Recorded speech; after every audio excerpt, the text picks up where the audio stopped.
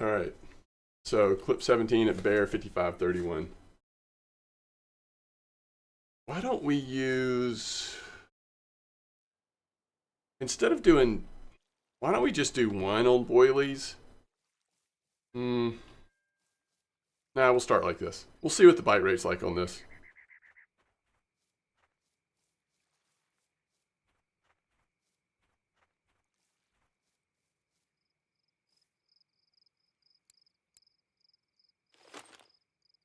All right, I know people have been fishing this spot for a while, so surely there is an update on BK with picks. I don't know, I feel like I've cast left here, I've cast middle, and I've cast right at different times in my life. All right, here's 5531. Grass carp, black carp. Looks like they are casting just, it looks like they're basically casting like this. So on the left side. Yeah, I mean, I've definitely seen this before. All right, 17.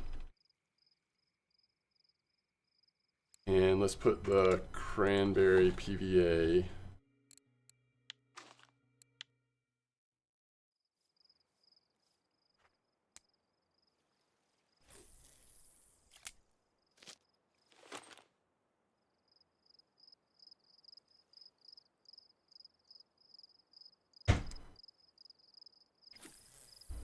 I don't know if anybody has tried it, but while I was working on a video for my leveling series, I actually did some shore fishing at Norway.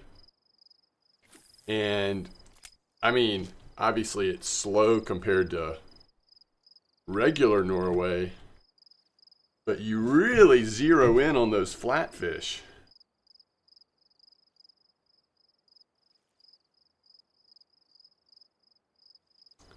So caught a lot of different types of flatfish there. It was pretty cool.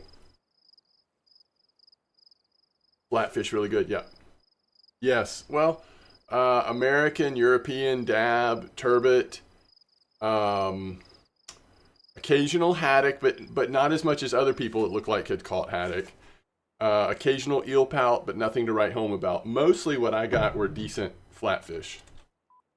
It's just the bite rate's not there, so it doesn't feel like you're competing with normal Norway. But it was certainly fun. Especially since I was kind of AFK fishing doing something else.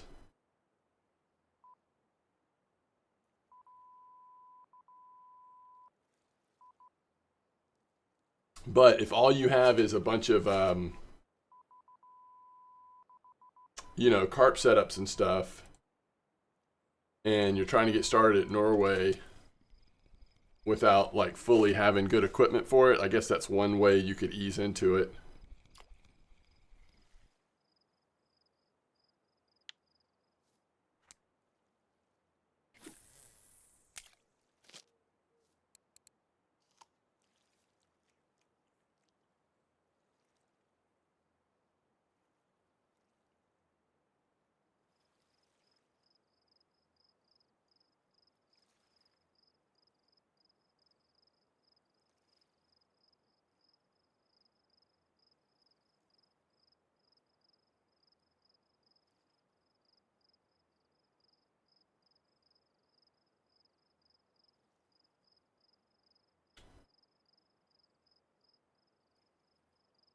So I guess if you want to lean more into the black carp and the grass carp trophies, you can load up on herbs and grass, increase your boilie size a little bit. Looks like people are catching trophies here of those species.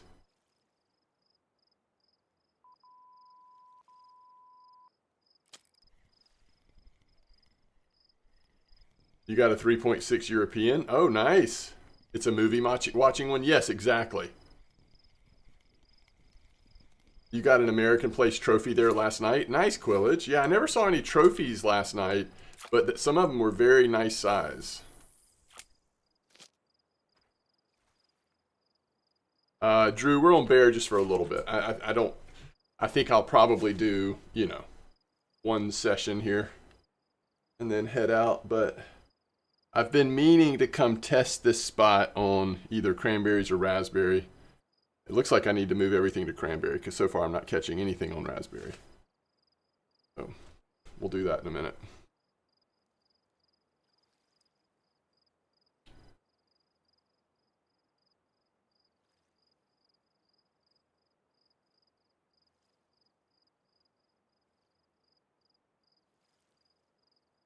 Why am I not why am I not seeing any spots about copper? Oh wait, maybe I am on this one.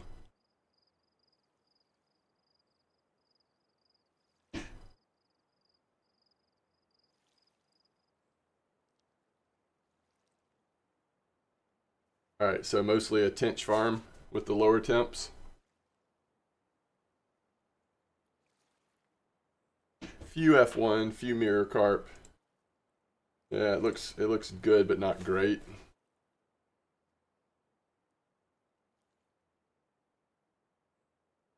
What's the temperature change going to be like?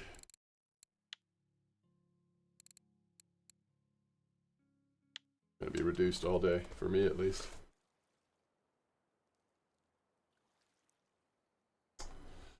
All right, European angler in the 120. That spot is always so slow for me, and of course, this person never leaves a net to show. So, or not never, but sometimes doesn't. All right, here's another shore fishing update. Yeah. Oh, this is the other thing I was catching a lot of there last night. Are these things that whatever they're called, but whenever I'm bringing them in, for some reason, it reminds me of Batman. The skates or whatever. Balaya, no net. Norway, 34. Jack's Bond. Oh, interesting. And tiny fish. Okay. I kind of like that. Use something besides lurker. We could try that out.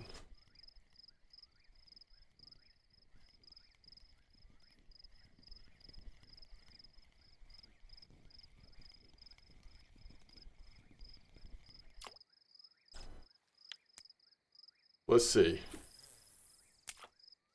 Are you trying to decide between the Azmut and the Avia?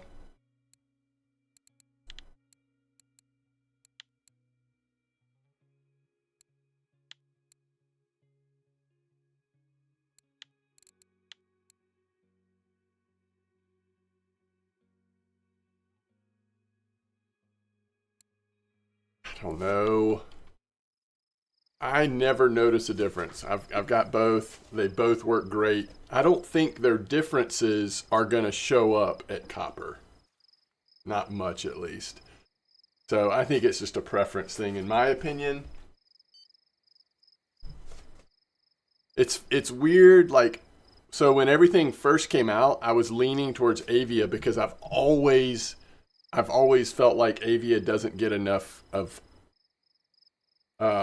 recognition for being a really good carp reel, the 8,000. But so I was kind of leaning that direction just because it's like the same brand as the bigger Avia, and it is a good reel. But then I really like the way those Azimut blues look, or the regular Azimut, but I especially like blue. So anyway, so at this point I'm just like, I don't know. Yo, nice F1.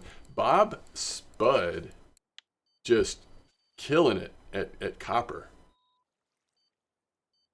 I never did try this, and I wanted to. Maybe we could try that today, but with the temperature difference, it's probably not going to be repeatable. Yeah, I don't know. Bob spends a lot. I mean, Bob fishes at copper a lot, it seems like.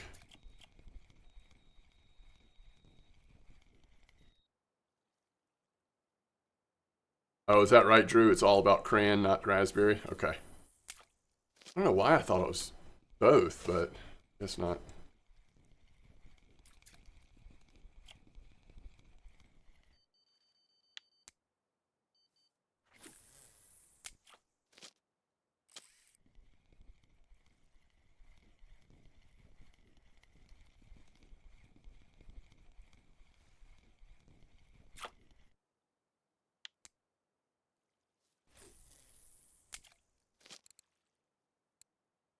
Nice burbot there, Nick. So Bob is level 37. I wonder how much experience of his total experience has been gotten at copper. That's a nice burbot though. Level 33. Wouldn't y'all love to know where that burbot was caught? Could be Corey, but it also, sometimes burbot trophies come out at Belaya, Volkov. I mean, who knows? Oh, Yama. No way. That burbot was at Yama?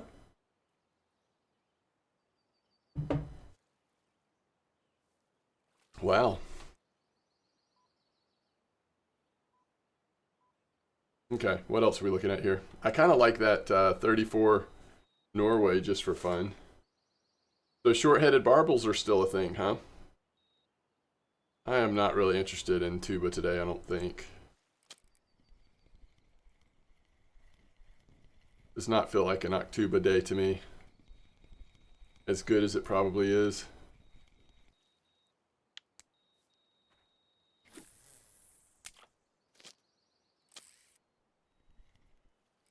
Oh my gosh, he caught that on a handmade Xander lure?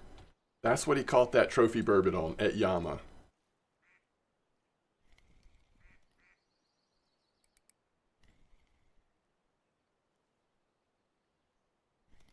And it was nighttime. That's amazing.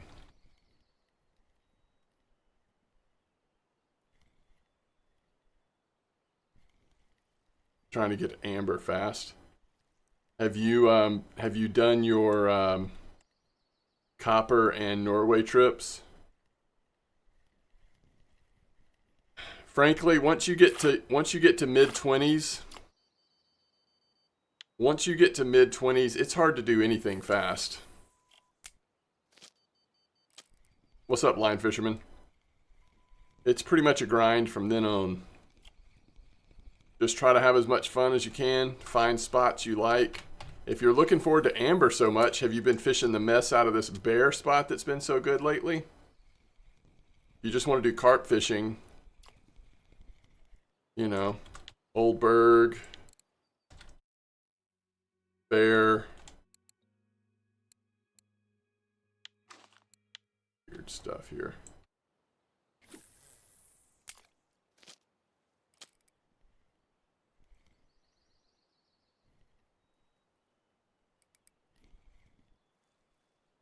Drew, have you done cranberry corn only, and how does that compare to having the small boilies on as well?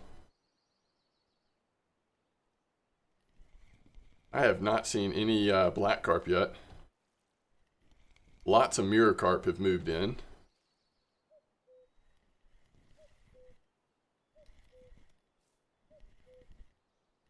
Yo, what's up? I'm Psycho. You only did corn? Okay, and it did well. I need to switch this corn out to cranberry instead of... Ooh, nice trench, Ona. Trench? Nice tinch, Onos.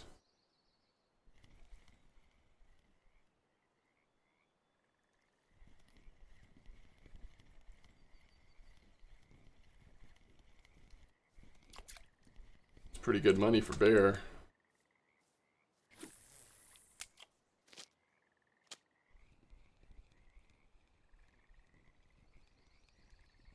Gotcha. Okay. We need to move this to cran.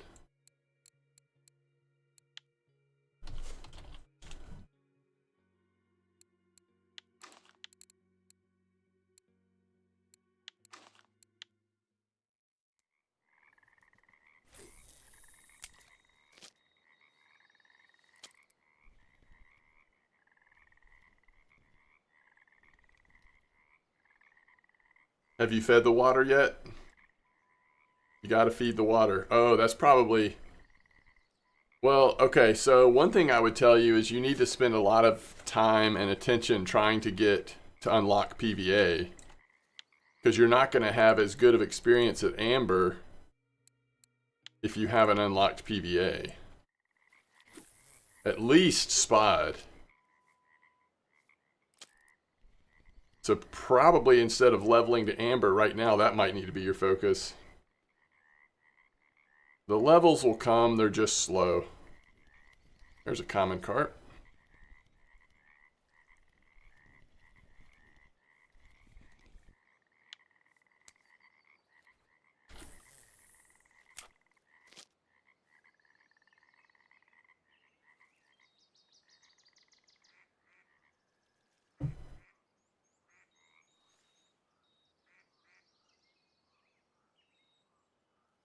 Is this bite rate at 258, 184 Yama? Could it possibly be as good as this post is making it look on the Hunter 1005?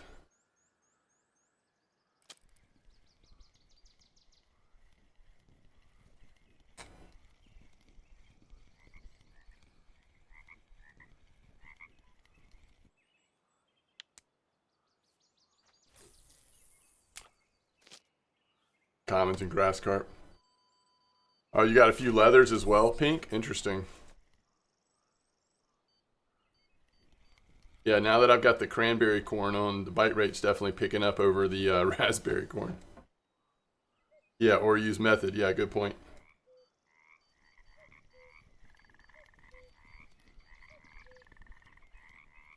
Two blacks an hour? Okay.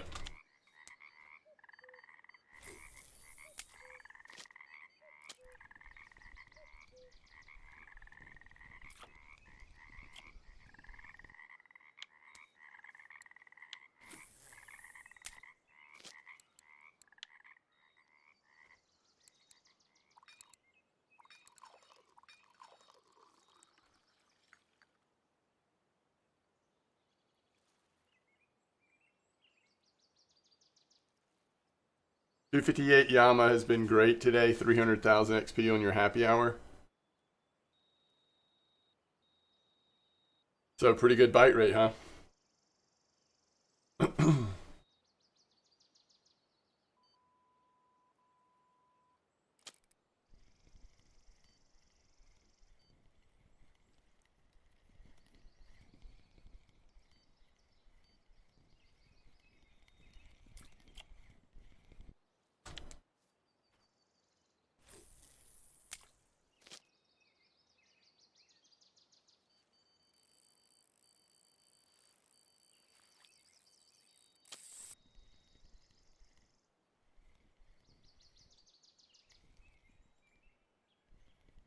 No, any fish has a chance of doing it.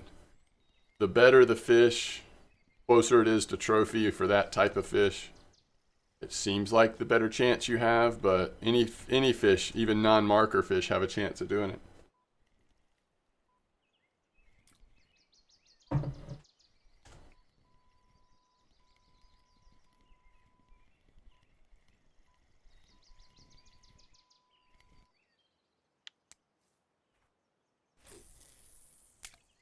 Yeah, this spot is going off.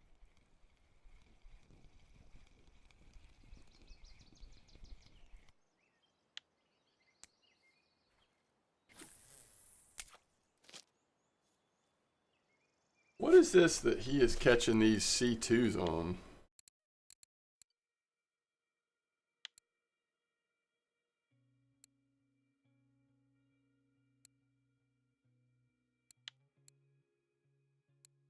Probably this. Okay, it's strawberry. Strawberry.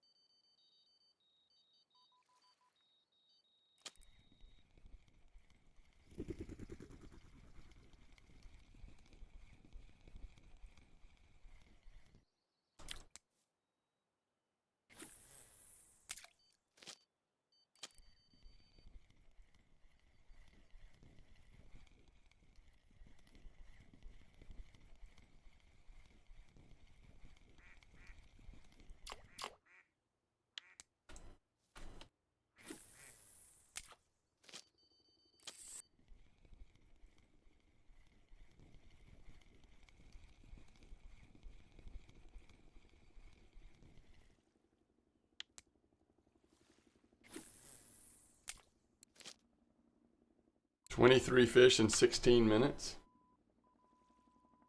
Grief.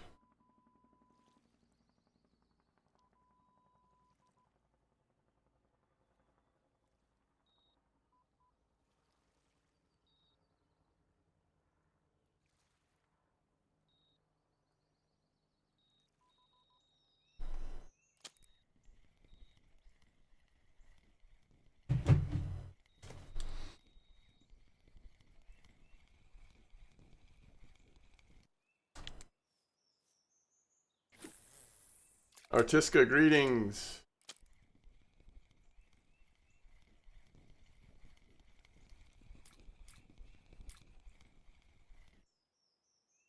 Oh, really, Drew? That's nice. It's always good, especially at Bear, when there's two spots to rotate between.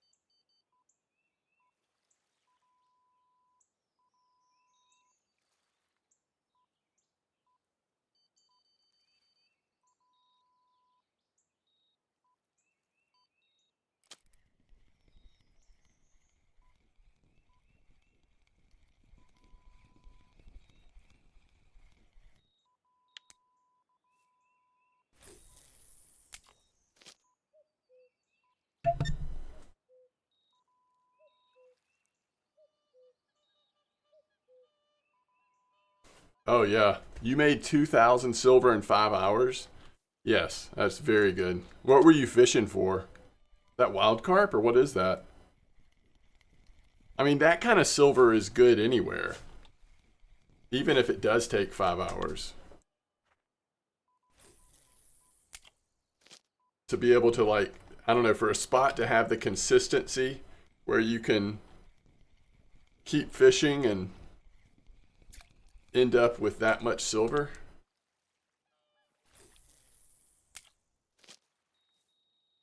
Shorthead barbel and some sturgeon. Nice. That's awesome. That's great.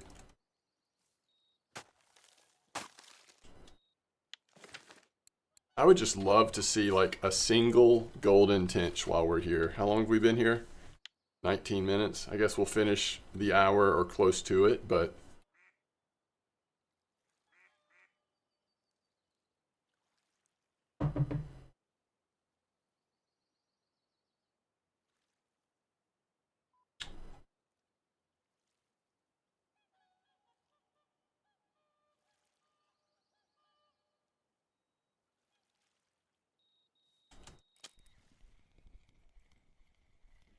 yes. Yeah, I'm at Bear Lake. We're at Bear Lake a little longer. What's up, Alpha? Nice mirror, Najan.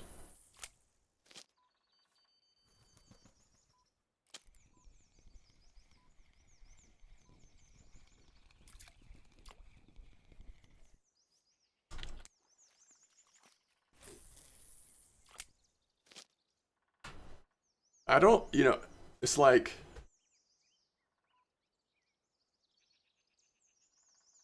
I feel like Bear is a poor man's copper. And I don't mean that disparagingly for Bear, because Bear is great. But so like even when you have this kind of bite rate at Bear, just because of how much the fish is worth at copper, it's still not going to feel the same as copper in terms of like silver XP. But it's still a lot of fun, and I'm glad that Bear exists. Yeah, low level copper. Yeah, that's right.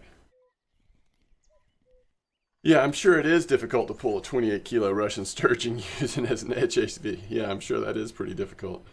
Thorny skate. Yeah, that's what I was catching at that spot last night. Decent amount of thorny skates.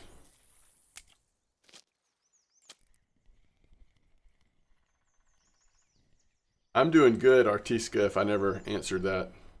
Hope you're doing well. Oh, nice, Aaron. Trophied every carp rig, huh? What was the last one you were trying to get?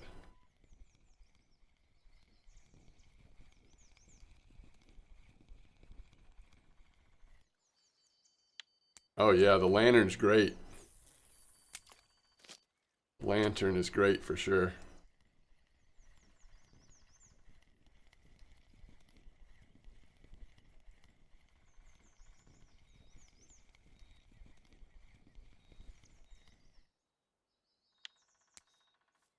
So Zig and Maggot were the last ones. What did you trophy on Zig? I know with a lot of those rigs, you can just get like trophy crucian gibbles and stuff. I'm trying to think about Zig though. Are there any common barbels here? I've heard there are, but I haven't caught any. I don't know if I'm using the wrong baits for those or what. Crucians, yeah. Yeah, that's usually the way to go.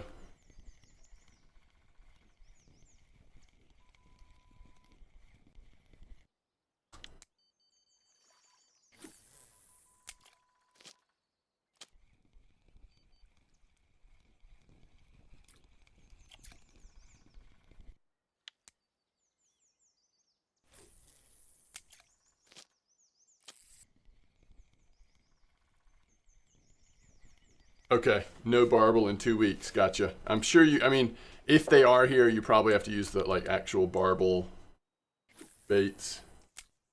Zig rig on copper with 25 leader. Got to play around with leader size on that rig for it to work.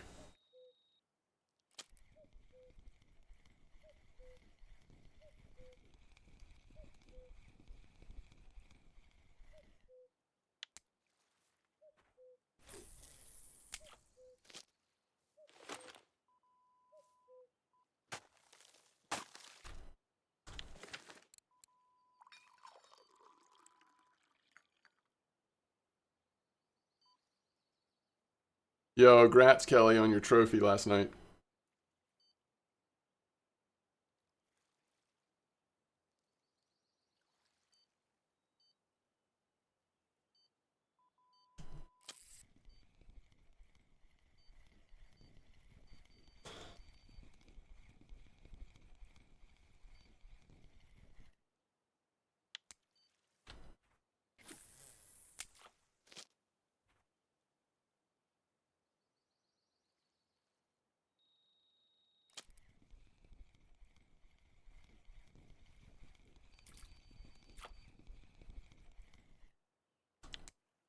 All these mirror carp, and I keep hoping it's going to be a tench.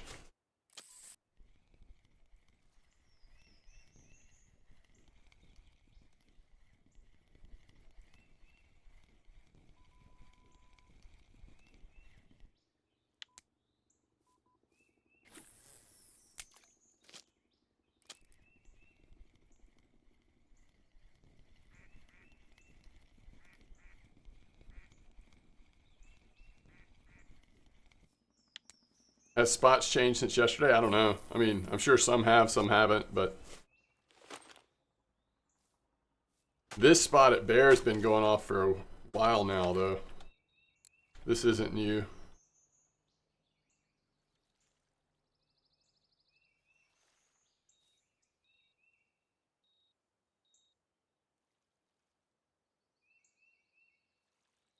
You sold it? I was wondering what you decided to do. Yeah, I would have mounted it, but I mean, I wouldn't have always mounted it. There was definitely times in the past where I certainly would have sold it. I've sold a lot of things now that I wish I could go back and mount, but so you're saying we're already past the golden tench time?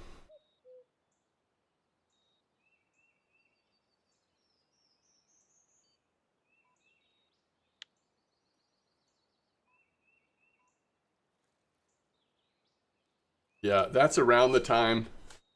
I think it was like my second or third Corey Char trophy, and I finally realized, like, oh, maybe I want to keep some. So I did thankfully mount the last Corey Char trophy I caught.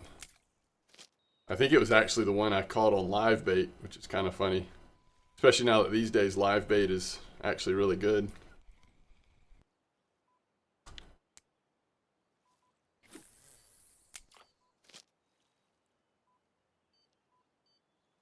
Wow.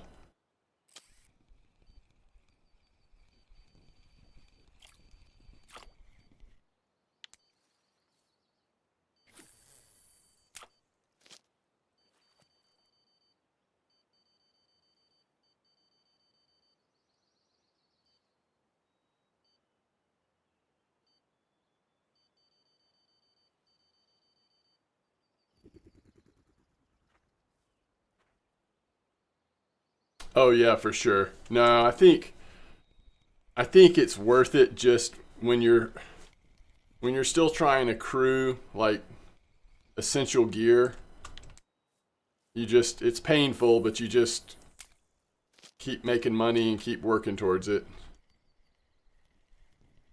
But then at some point you'll turn a corner, and then it's, I think, a different equation. Probably worth mounting stuff at some point.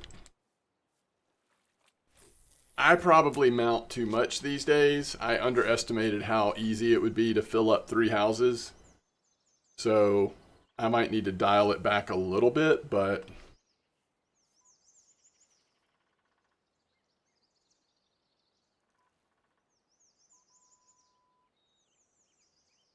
I bet it did almost every, yeah.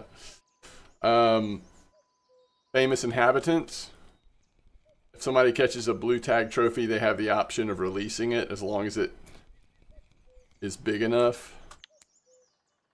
And they can name it, and then other people catch it and decide, do they want to also release it and let it get even bigger? Or do they want to sell it and cash in?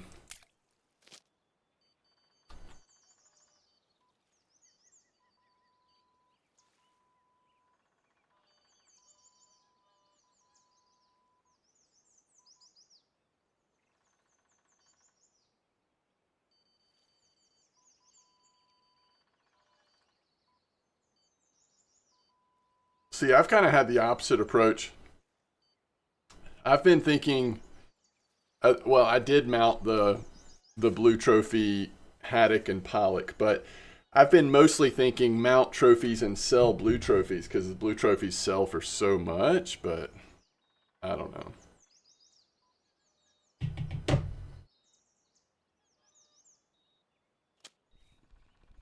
I could see that be. I see why y'all think that way. I might change my mind over time.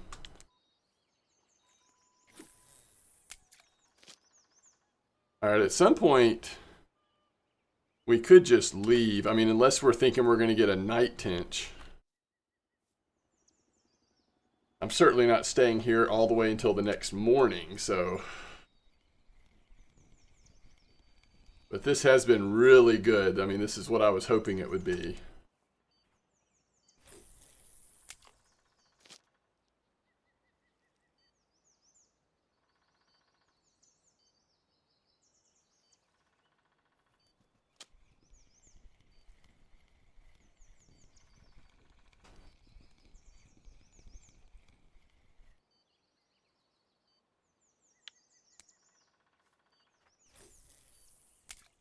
Oh yeah, I definitely mounted that Donnett's trophy for sure.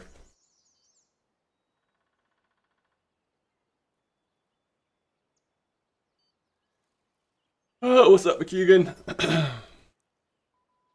Yeah, I mean, I gave it a morning. We didn't get it in the morning, so trying to decide if I want to stay here to see if the early evening bite might come through, but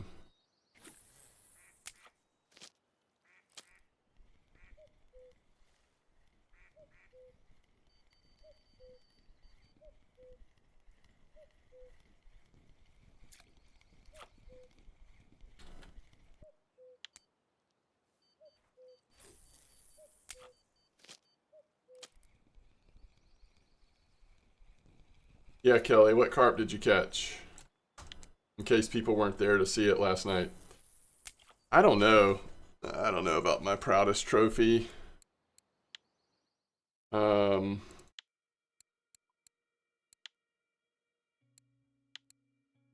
Donnett's rough. Bream. Brown trout was fun. Cory chars, several Cory chars was fun. The black carp was a big deal. Blue bream was fun back in the day.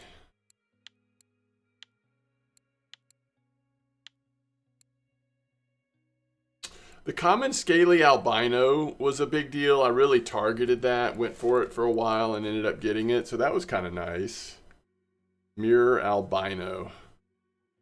This one right here. Kelly has this mirror albino. Second carp she caught.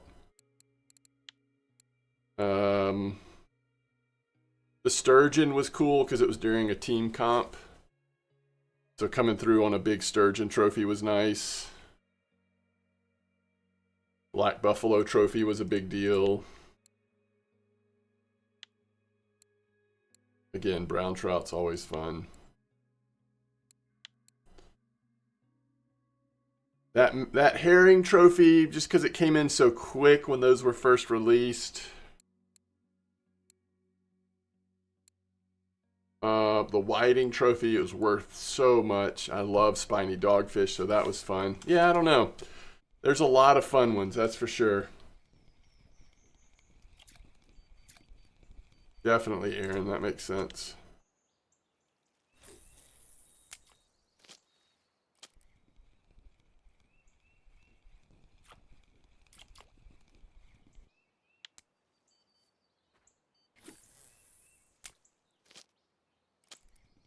I'm not sure. I would have to look it up. For golden tench, like your best chance of catching a golden tench, I don't know. I'd use RF4 stats or whatever, see what they've been coming in on.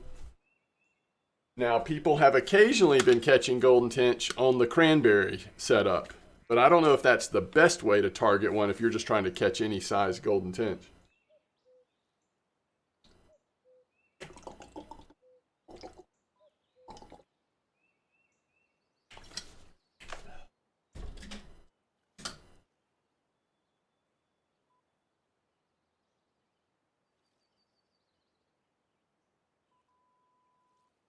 Let's see, the most recent Corey Char trophy.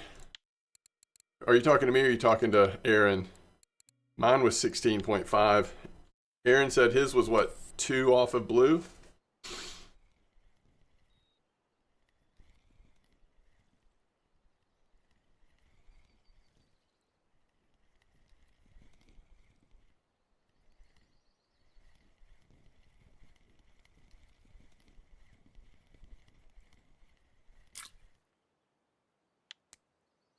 Let's see, during the beginning of the, I'm trying to think, what were people catching golden tench on when the challenges first came out?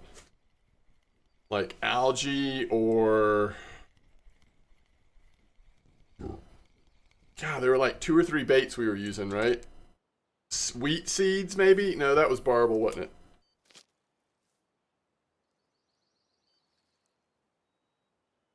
Coconut.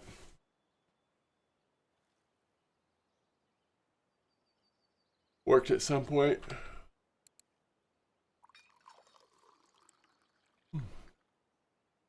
You got yours on algae a few weeks ago. Yeah, I was thinking algae was one of them, but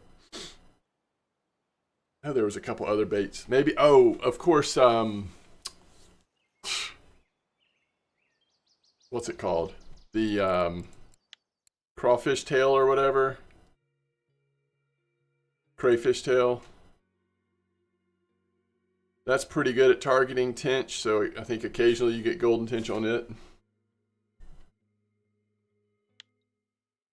Cranberry or crayfish right now, yeah. That makes sense.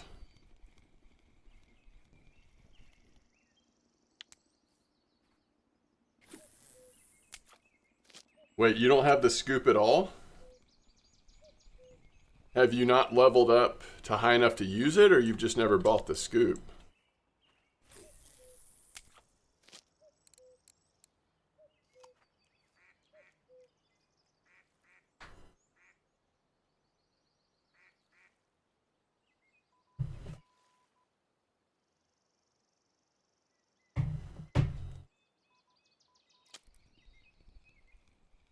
I think these days, I mean, the scoop is so cheap these days, like, there's just too many good baits that you get from scooping to not occasionally scoop at least.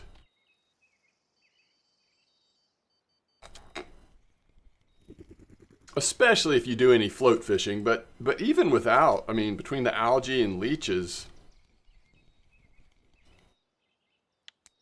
it used to be a joke. I mean, not a joke, but it used to be not as worth it, but these days I think it is.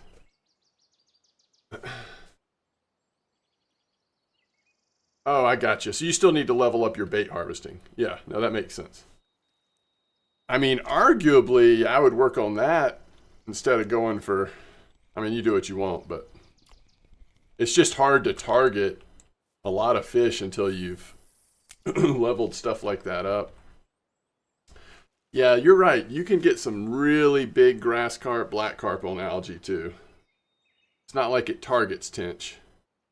It just eliminates some fish.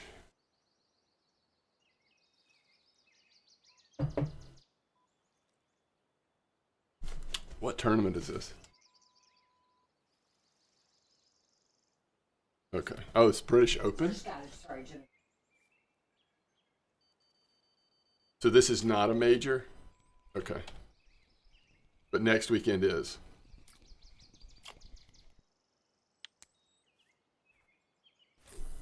Press cake? Yeah. Don't be selling people on press cake. That's right, Aaron. My wife's a big fan. Golf, golf, golf. And I enjoy watching it with you. You tried it not long ago, still works? Nice.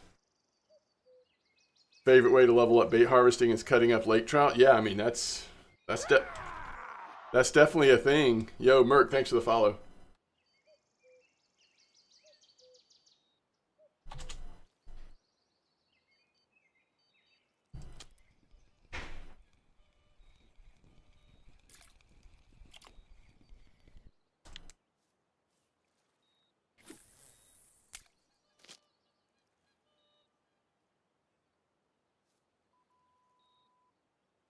Yeah. Imagine how OP, though, like Corey would be if lake trout were worth more silver. I guess it'd be okay if it was a little bit more, but...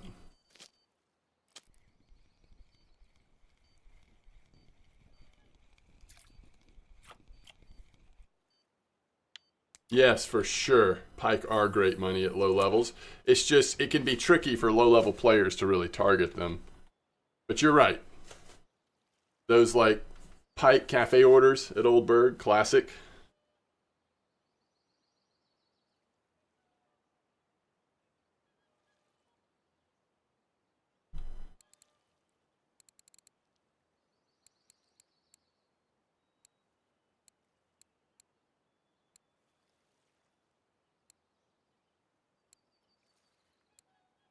Yo, y'all need to get off politics in chat.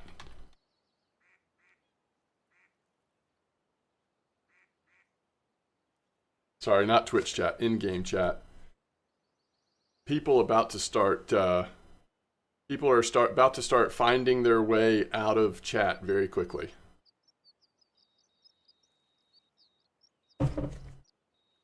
You're about to be flying off into other chat communities.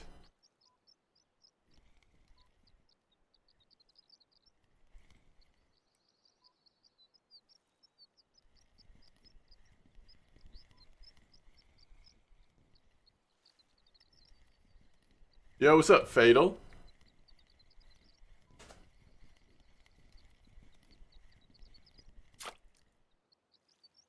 What chat have you been in, Aaron?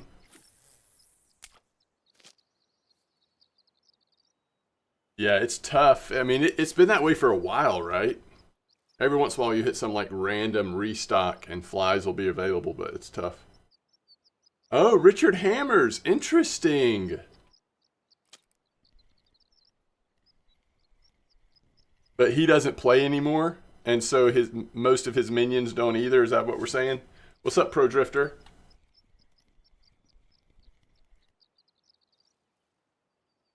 That's what you come here for. Such a nice fish.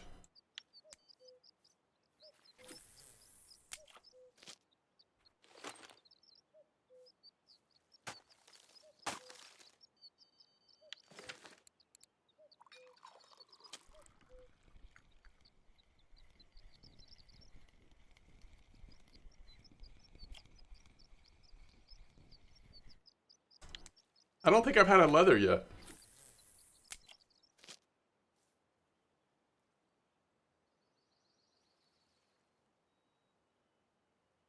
So, did you come in during Richard Hammer days of playing RF4? I mean, I remember I was streaming at the time. I remember when all of a sudden RF4 Twitch would have like 500 viewers just from Richard Hammer.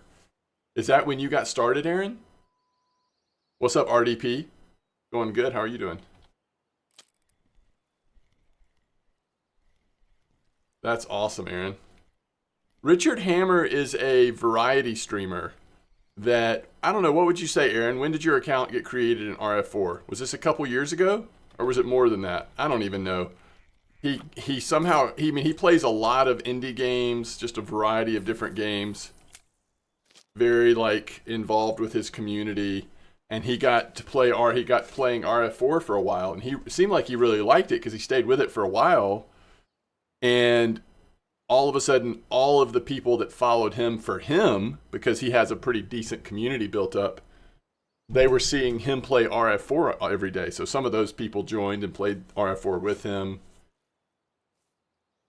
But I will say, if you already had been playing RF4 for years, like a lot of us had, it was fascinating to see the way he played the game because he refused to get help, at least when I was watching him. He didn't want to know any spots. He didn't want to know any, recommendations on things or whatever. And he really did just like walk around and try to discover stuff. So in some ways, he kind of was just a fresh, different perspective on the game because he didn't really pay attention to the meta.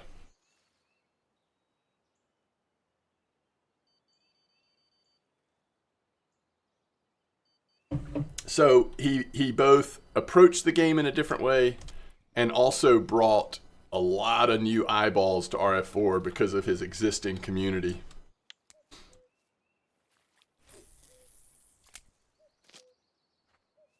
He wouldn't even let y'all feed him bleaks. Yeah, there you go. He was firm about it, right?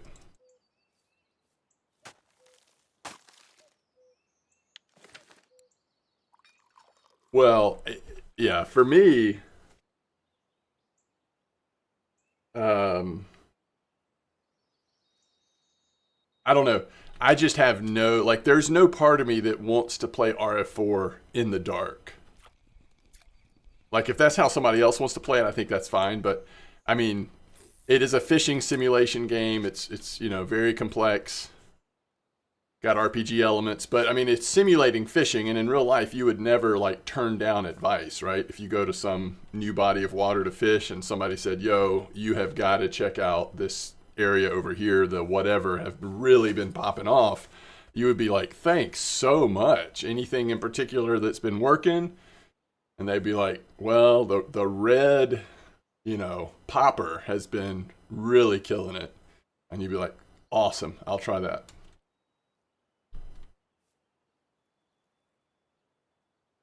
No, he was catching stuff. I don't know. I didn't watch every day. I didn't watch a lot. He was doing pretty well.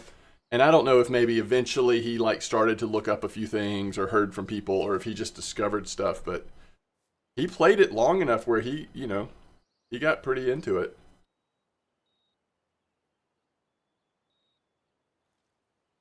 That's true, Alpha. Norway would be easier than some maps.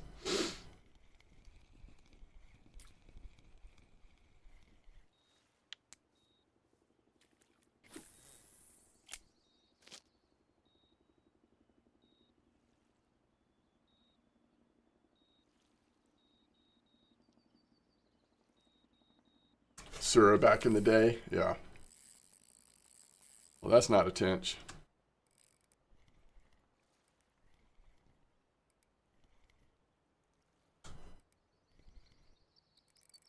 You could be 5 meters off and not catch anything. Is that right, McCugan? You had to be that exact?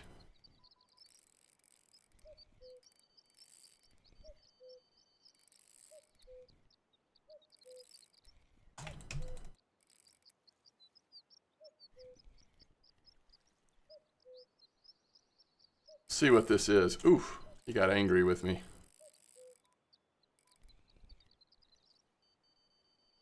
Just want to know what you are to know how aggressive to be.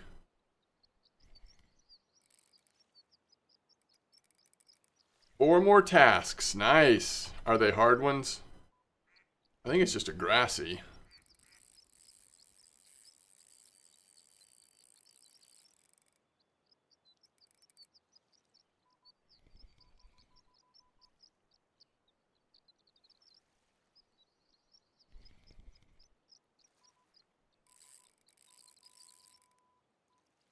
The Atlantic.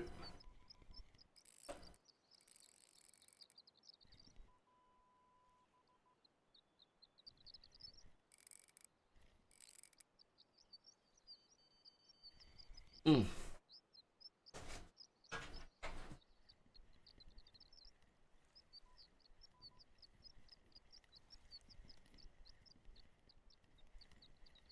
What's up, Yubica?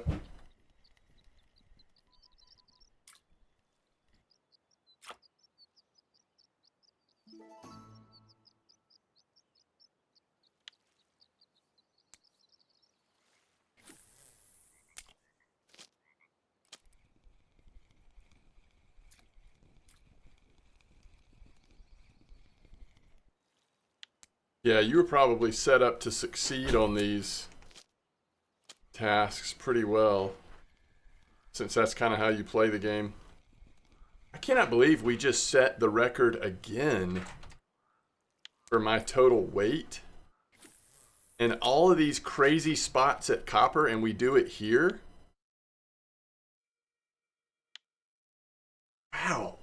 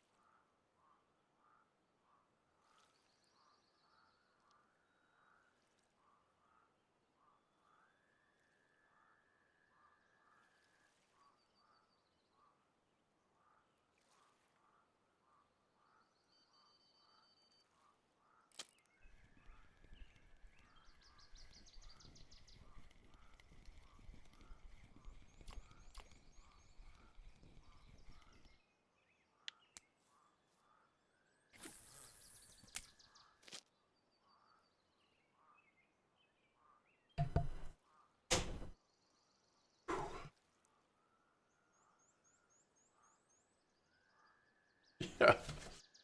Yeah, I wish that too. It was like, especially starting out, a little overwhelming to like be bouncing back and forth map to map. What's up, Tal? I just can't believe it, y'all. I don't know why it surprises me so much. 398. We're about to hit 400 kilos. Doesn't this go till midnight? Now I can't leave this spot until midnight because we got to see if we can hit this over 400 kilos. Yeah, that's right, Raced. I can't believe it either. Now, I did set this recently, and I think it probably was at copper. You know, we pushed up my total just a little bit. But to be crushing it like this, I mean, we have destroyed my previous record. Guess that's how good Bear is right now. There it is, over 400 kilos in one day. Wow. Yeah, 16 in corn. And then I've got corn on just the third one.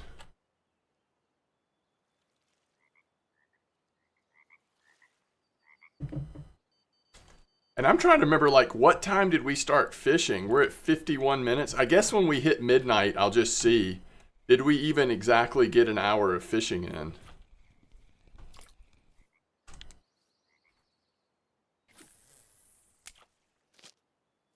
I guess it adds up. I mean, we've had some, but all of these, like, 5 to 10 kilo carp just add up, I suppose. I don't know. Weird. It's a lot of weight though. It's certainly not going to be copper silver, but it'll be really good silver for bear, I would think.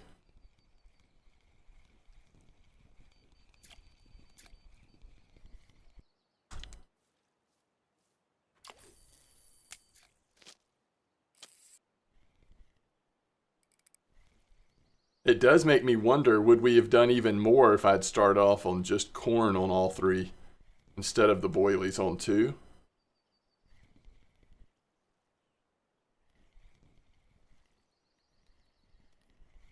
Wait, what are you saying, Basham? Steam only? Been going an hour? I don't understand what this means.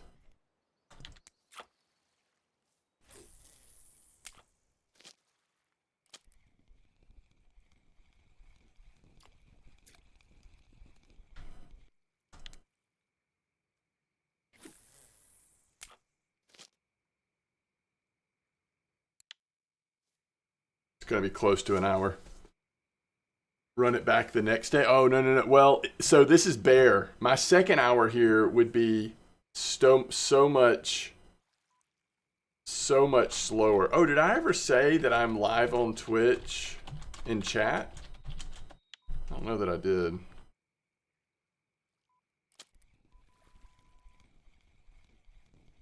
Yo, what's up, goat?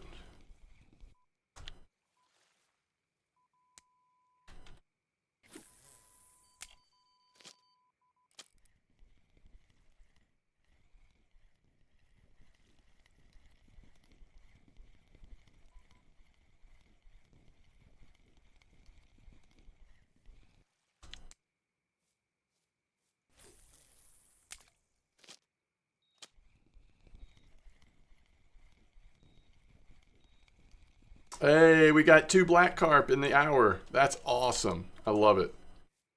I love it. I guess that makes it worth it. I mean, we didn't get the golden tench at all, but we got a couple black carp.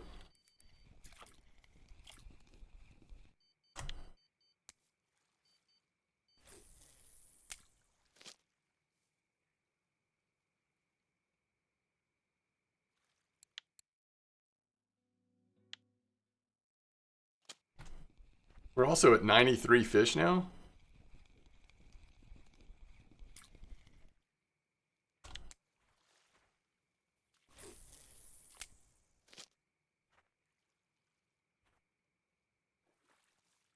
All right, wait. Tell me more, McHugan. Because I was gonna do copper, but if you want to do a fairly, golly, man, this day I'm just gonna run out of time. I've got to go pick up my daughter.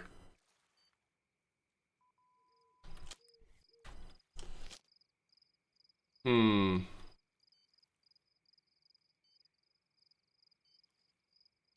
Yes, 16 pop-ups. I've got corn only on the third, but I've got 16 pop-ups and corn on the first two.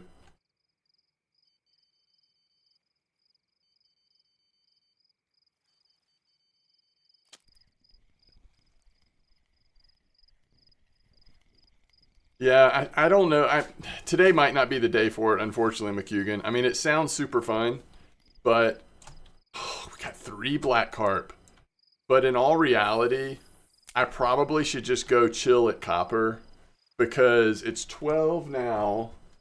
I got to eat some food while I'm streaming, and then probably got about 2 hours left till I at least have to start thinking about when I'm going to pick her up. So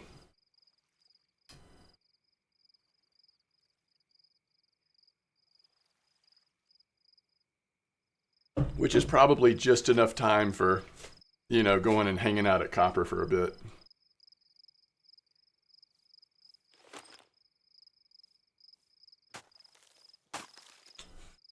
All right, so that might be it. Let's see. Nope, we got one more. We're getting close to the end of our hour here. Or it's close to midnight when it resets, I should say.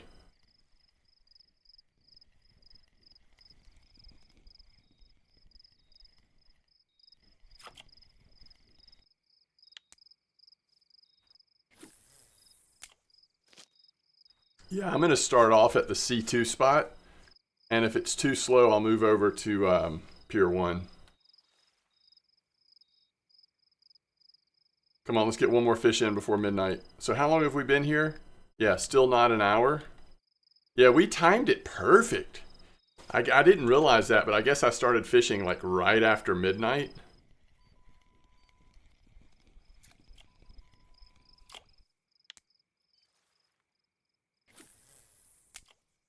Still 10 in-game minutes. All right, it's going to be over after probably this fish, but we might be able to get the third line in too. I'm not going to even recast this one. And this one doesn't have fish on, so it's probably not going to happen. Oh, it's got a fish on now. Can we get it in 2 minutes? Can we get it in 1 minute? Nope. It's another black carp as well. And now this one's running free. Yo, nice tench.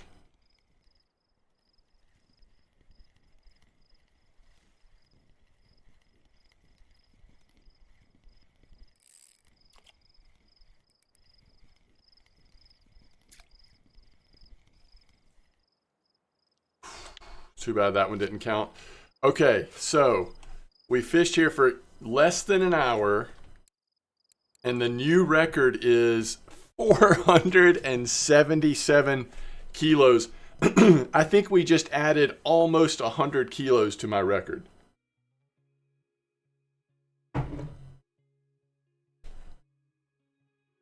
And 130 catches for one day. I mean, we didn't get that close to that, but I mean, this spot isn't that far off either. That's insane. Wow. That's fun. That is fun. I was not expecting that coming to bear.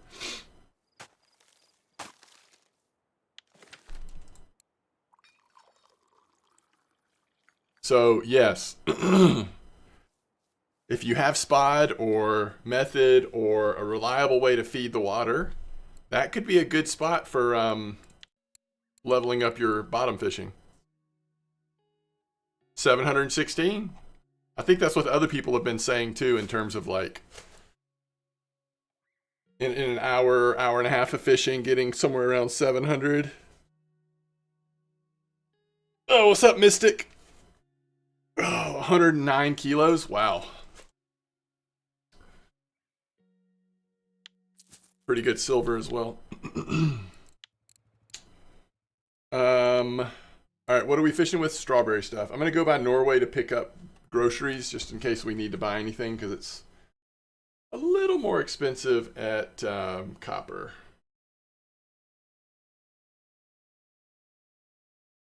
And we're going to go with our feeders for sure, not pickers, because we're going to try to catch some C2s for a little bit. In fact, on the first rod, wait, maybe we shouldn't do that. We should do it on the middle rod. All right, so we're going to go classic hair. And we're doing, oh crap, not classic hair. We're doing pop-up, never mind. I bet y'all are like, wait, what? This will be interesting. Okay, and this is going to be all about that strawberry. So we're doing 15. The main setup is going to be this. And so we'll do this on line 1 and line 3.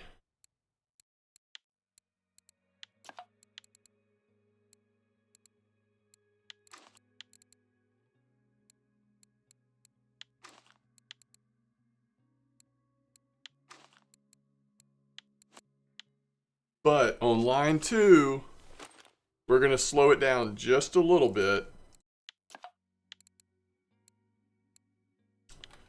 We're going to go strawberry 20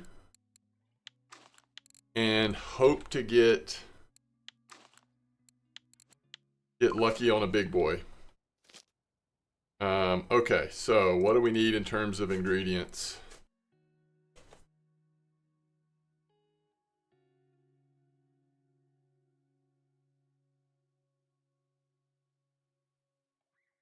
What's up, 38 core? Yeah, I'll do cream at Pier 1 if what I'm about to try is too slow.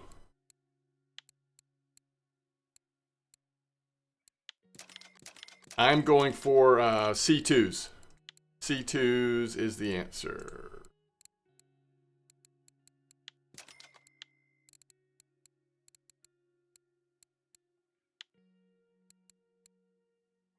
Trying to decide what I want to crush up in there.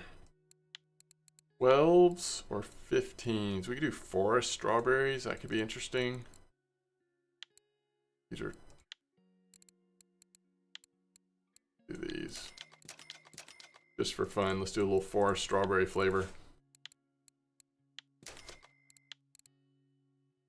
And then we've got 10, 4, 8. Definitely we're going to go strawberry. And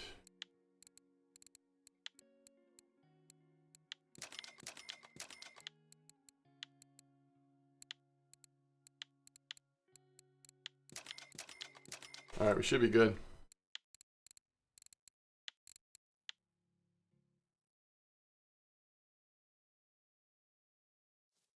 Let's make our PVA before we get out there, just in case.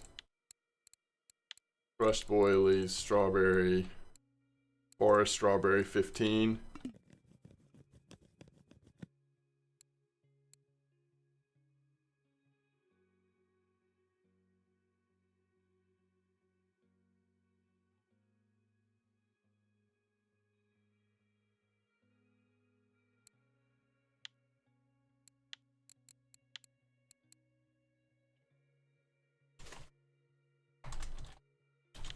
Strawberry copper.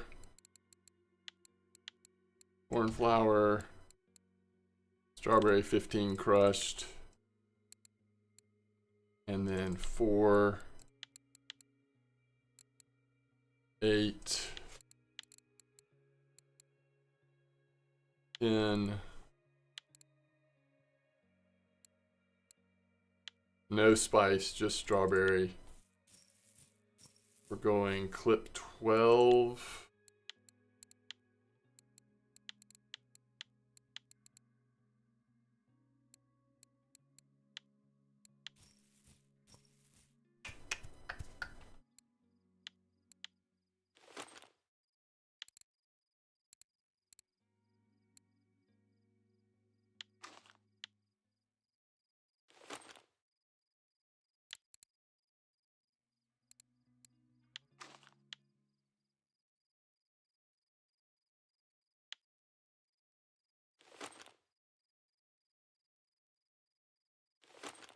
Oh, mercy me.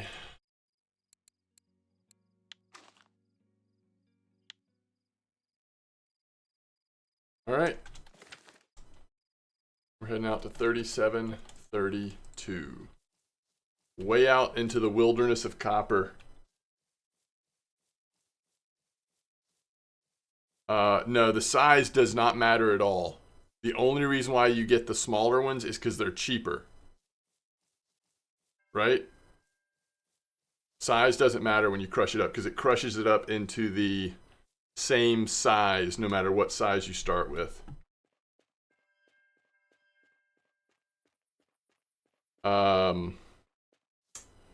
Yes, boilies are good for carp. They're the best for carp. It's the S tier bait for carp. But for carp, you generally need to be able to feed the water. You got to enhance the water around the spot where you're fishing. All right, we're fishing right here, by the way. Okay. And we're going short, clip 12, so I don't even think direction really matters.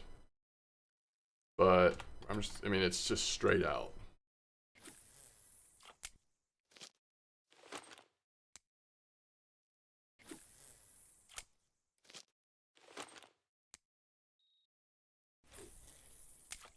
All right, this is perfect because it's 3:40 in the morning, so hopefully We will get things stirred up with our strawberry flavor. God, I'm tempted to do like a 5 portion of, spot or spam or something. I don't think I have any strawberry stuff already made up though. Oh, I do. Oh, that's not bad. What if we do a 5 portion?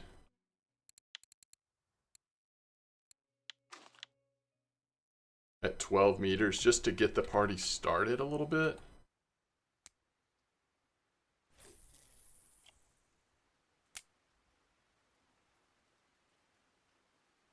All right. Feel good about this, chat. We're giving it a good effort to see how it goes.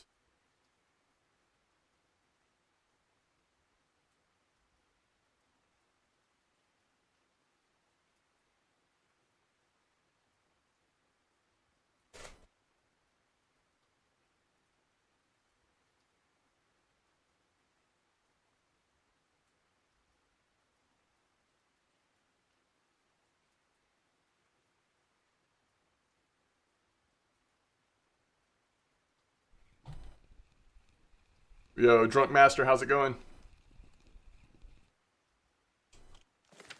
What's up, Volts? All right, we got that rain coming in. We got to get our Go Dogs chair out then. Get some comfort in advance. Keep digging.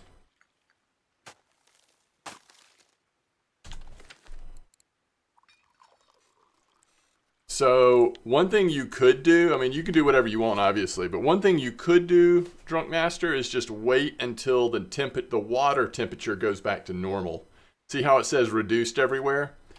That doesn't mean you can't get some good fishing in right now, but I guarantee you it'll be more reliable. A little easier to figure out and approach once the temperature goes back to normal.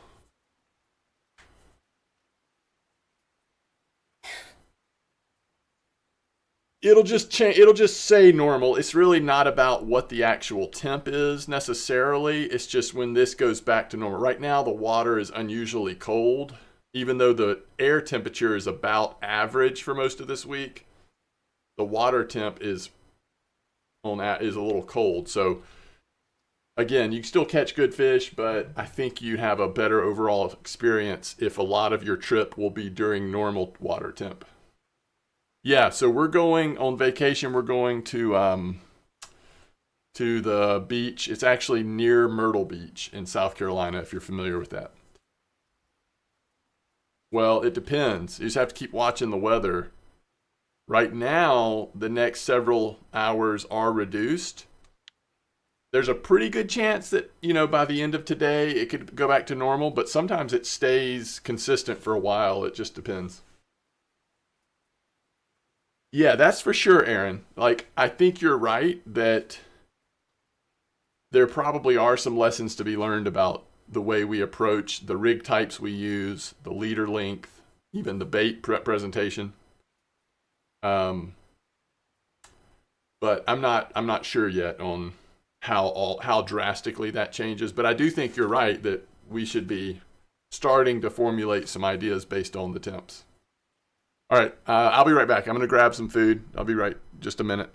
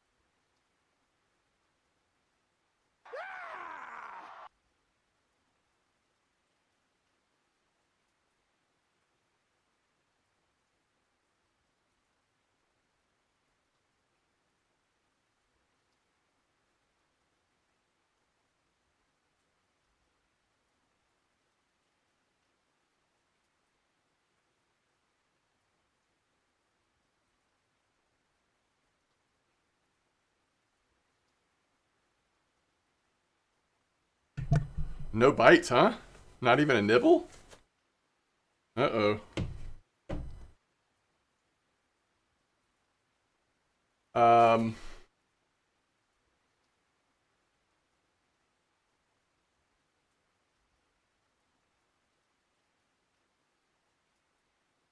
hmm.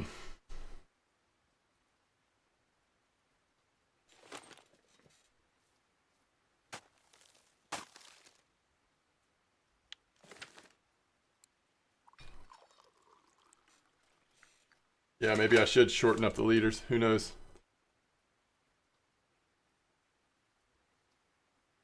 This person was using 60 liters, but, you know, it could have been done during normal temps. Like, I don't know for sure. That sort of needs to become a thing, doesn't it? Like, if you're posting a copper spot, you almost need to post a picture of what the weather was when you were fishing. Is copper active? Oh, I don't know. I've just got here. I can tell you this. Bear is active.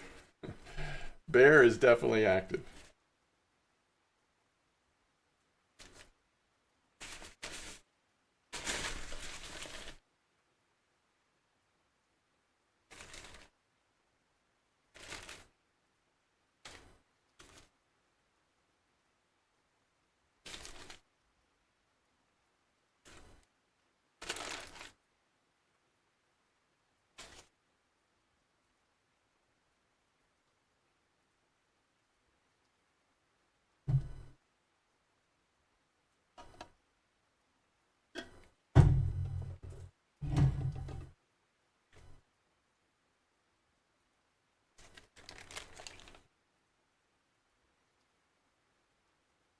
It was about 700.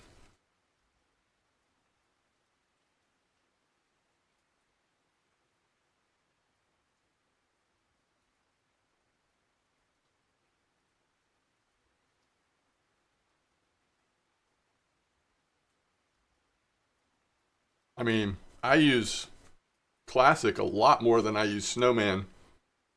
But there are certain situations when Snowman can be interesting because it allows you to put like corn and pellets together, that kind of thing. I'm at 12-meter clip right here.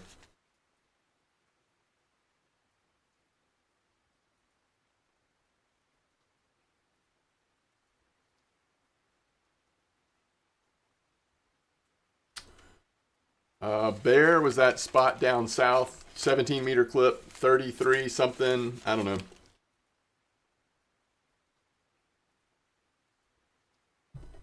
And it was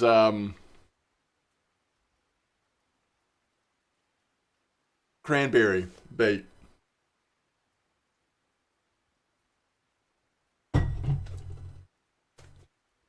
This is the second time I've come to this spot. I think after a weather change and not been able to catch many fish because of the weather change.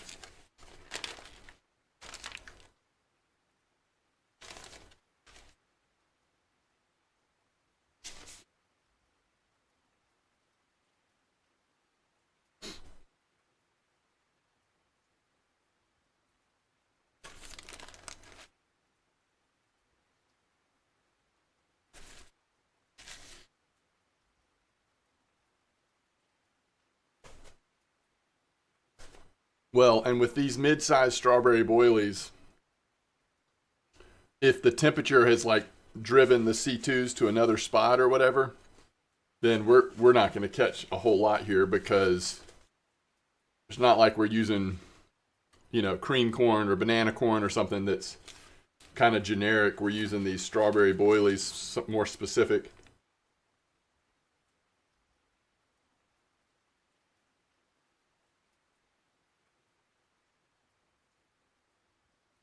So we can head back over to Pier 1 in a minute. Let's just give it another couple minutes.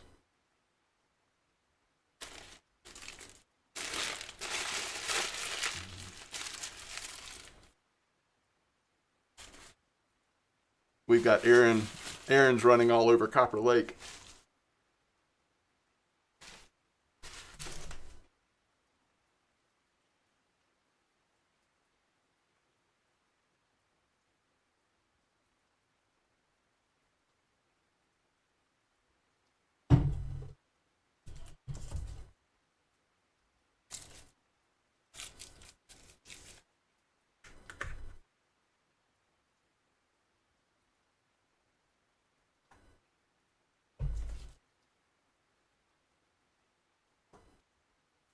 Yeah, but I mean, just depending on the situation, you could also get away with just classic hair and plop up, at least for a while. I think, physician. The Gibble are taking over the Bream spot at Berg. Interesting. Gibble are moving in, huh?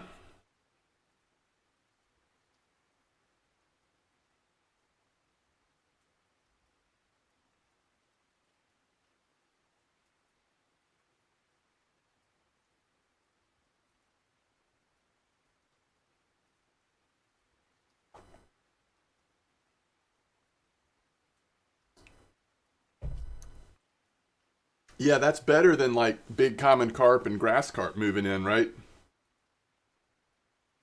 Less dangerous, at least. All right, we have 0 fish here, folks. Let's don't be stubborn about it. Clearly, the weather is affecting this. And it's 9 a.m.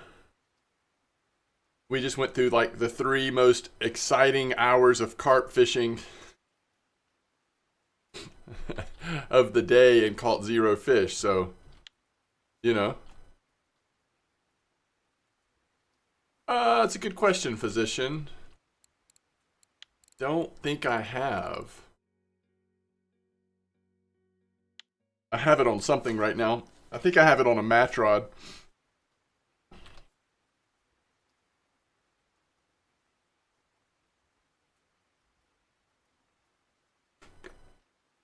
All right, I think I'm just going to go back to the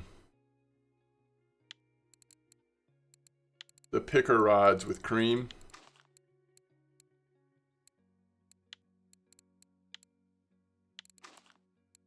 Over at Pier 1.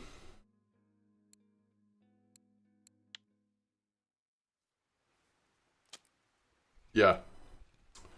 No, you're right, Aaron. This is not working. We'll save this for another day when temps are a little different.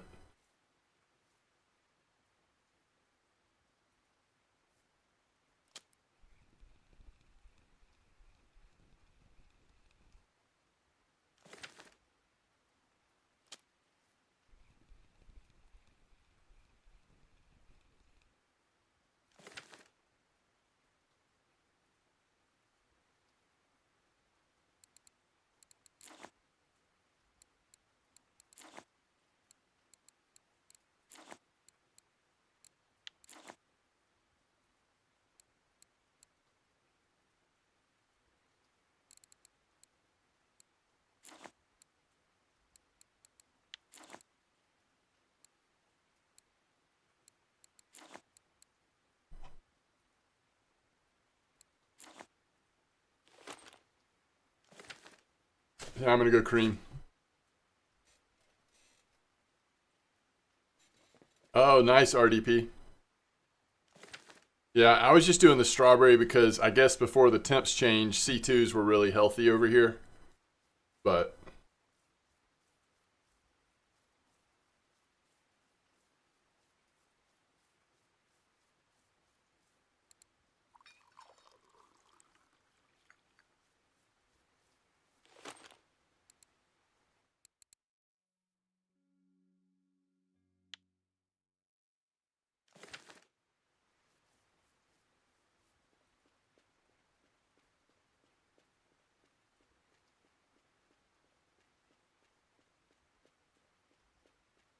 why do we have numbers showing up as numbers?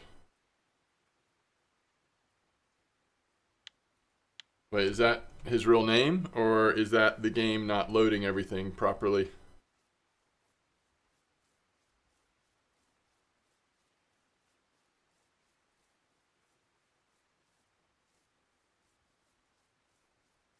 Real name? Okay. All right, here is the cafe. So easy F1 order, even though I'm sure F1s are a little slower than normal, you could do that pretty easy. And here's the Norwegian Sea Cafe. These 3 are tempting, huh? We named him Numbers. That's funny. Old Bird Cafe? Well, goodness.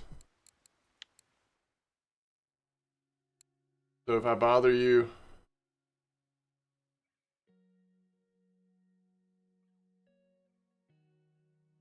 uh,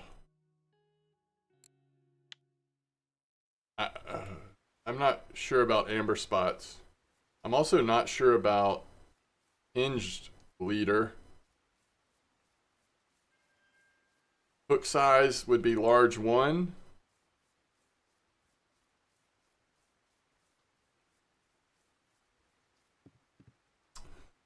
There's some spots on amber. I'm just not sure. Like the amber, the pond has been good. And then there's been a couple of pretty good trophy spots lately. But I'm not sure. Oh yeah, I've got to go buy bait. I should have thought about this, like that there was a reasonable chance.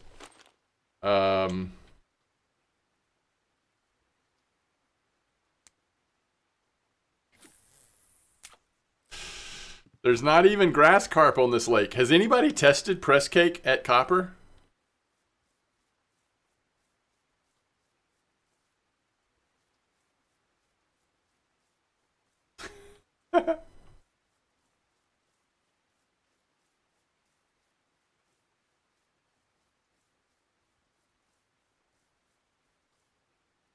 That's funny.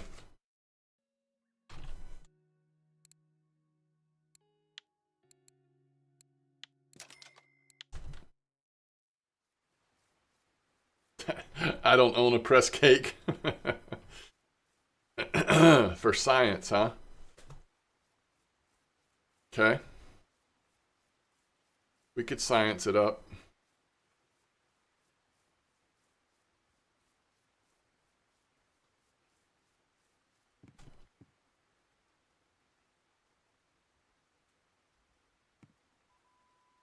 MDawg stream.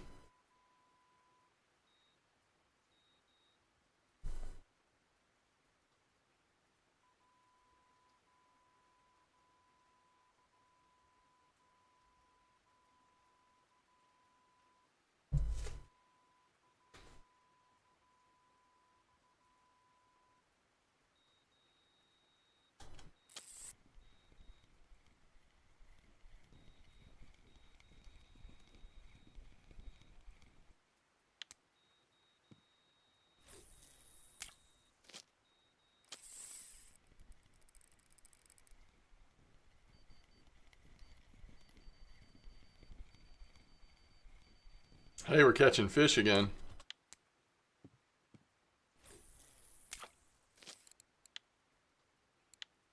I have press cake. Yo, sorry, that wasn't me. I was reading somebody's chat comment. Here, I'll send it back to you. I know those are rare. I have some press cake.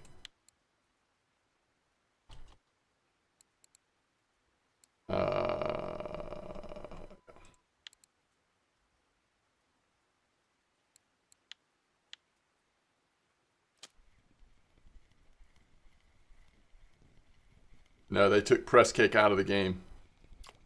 Now, supposedly they're going to add it back, and they're going to add it back with like more flavors or something. But as for right now, we don't have press cake.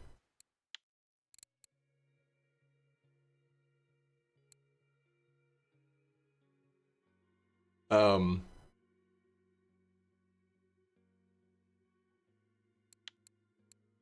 use that because of the reel.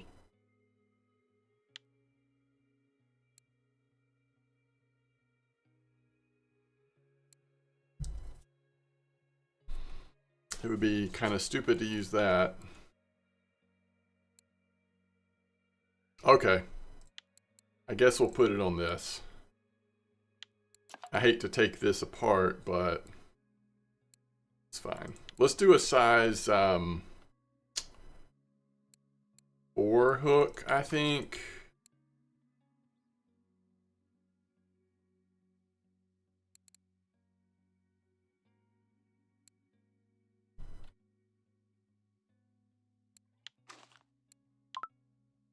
Okay.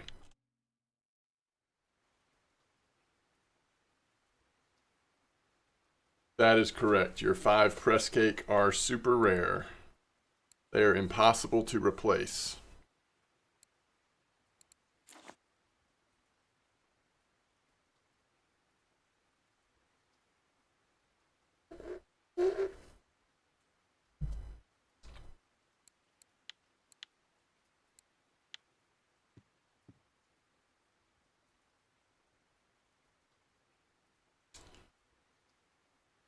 Let's go ahead and make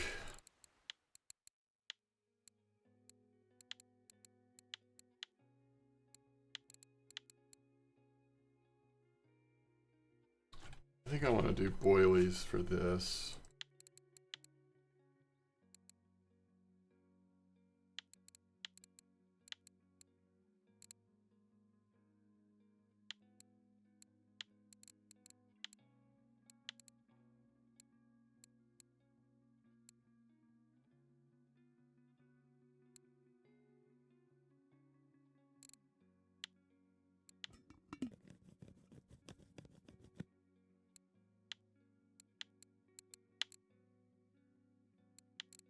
Five chafers for one press cake, huh?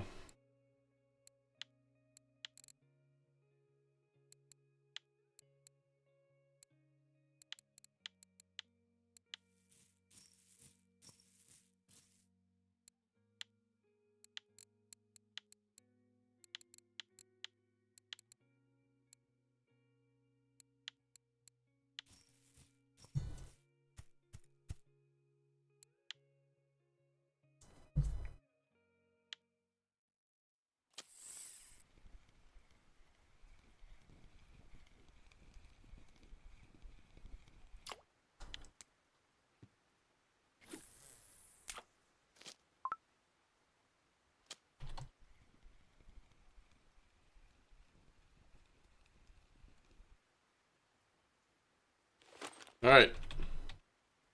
I'm not sure that we're going to catch anything on press cake here. Now, if we were at Bear or Old Berg, I would say, yeah, we'll catch something. But here,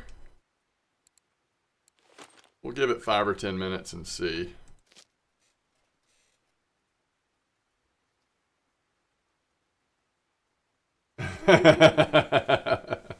When Twinkies went away, people started selling them for a lot of money, and then they came back. That's funny.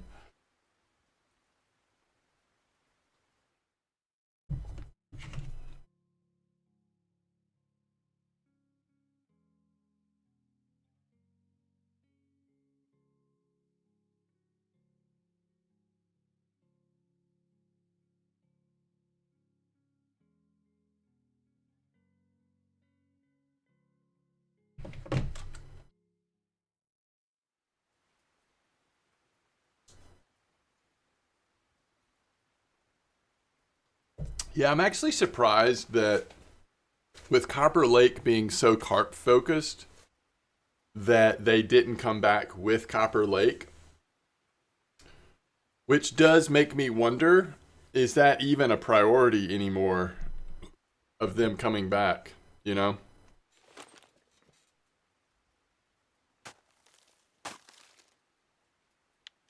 Yes, if if a trophy whatever comes out on these press cakes right now, you're probably going to get some messages. People will probably take you up on it. I don't think it's going to catch anything here, though. I'm trying to remember. I mean, we've got a small enough hook. Did we occasionally catch like Crucian Gibble on press cake? How focused of grass carp or silver carp or whatever was press cake? You did? Okay.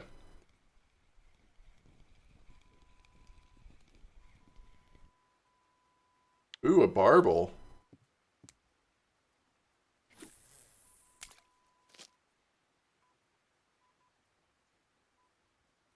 What does it mean when soft plastics have white spots on it?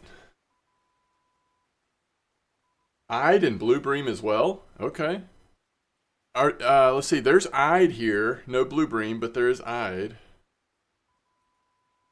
How did I just get a...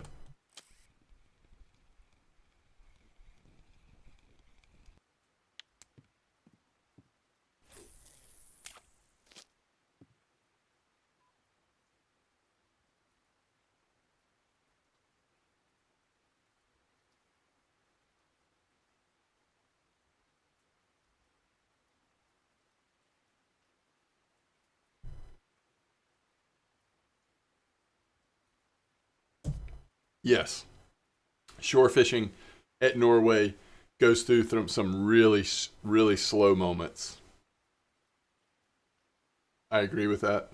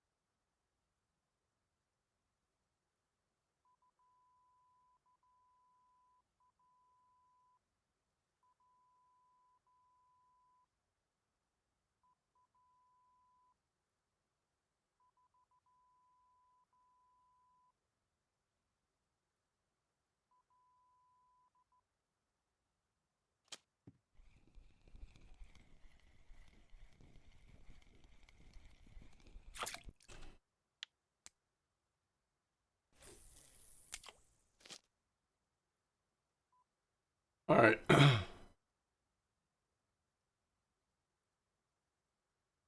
Let's see if I can find that. Oh, you know what? I may not have to find it because this might be on Blunty's. I don't know if he has. Let's see.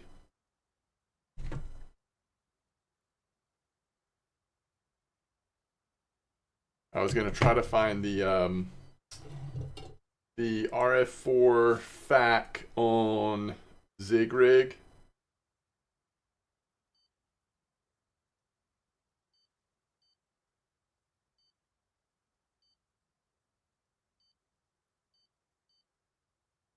Okay, that's not it.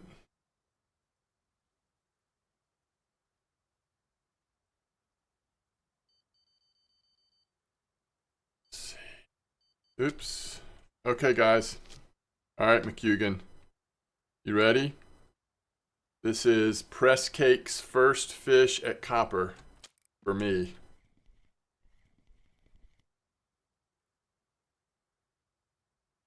Look at that Press Cake on his face.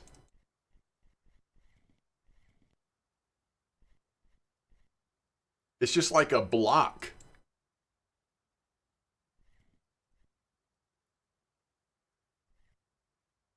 Like that does probably need a graphical update, right? Like he's got a Press Cake muzzle on.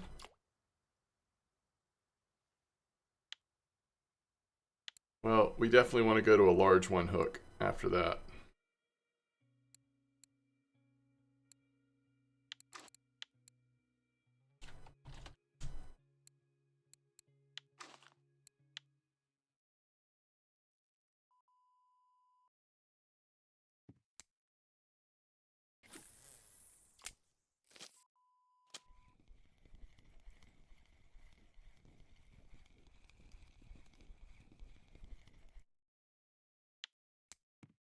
Square block round hole. You remember Press Cake boasts for popular trophy gibbles and crucians, but I have you trade some gold bait. Anyone has Press Cake to get rid of? McHugin does. Should have done red boilie. Yeah, but the red boilies, I mean, the different colored boilies, those have actually been turned off, right? Like they don't work. They don't attract fish. We will not catch a fish on these. Unlike Press Cake, they didn't turn them off, right? Okay, so if we go to gameplay, guides and tips, Staff guides.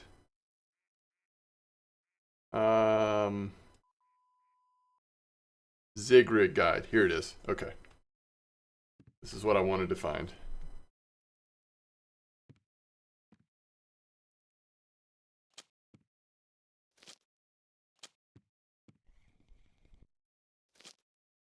All right.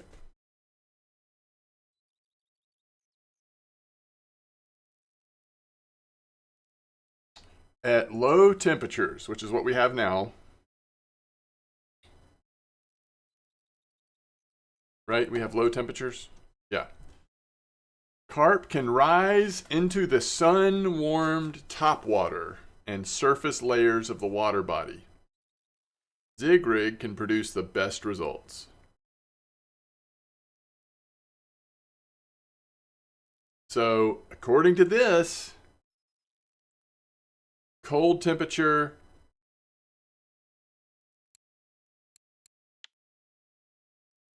high, long leader.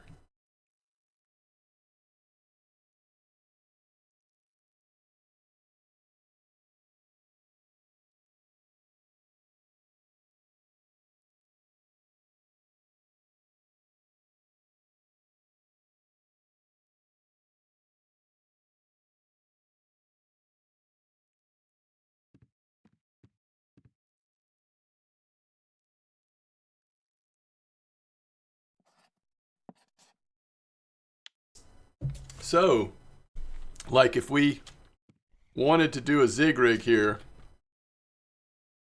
you know, we might do a 100 centimeter length leader or something like that.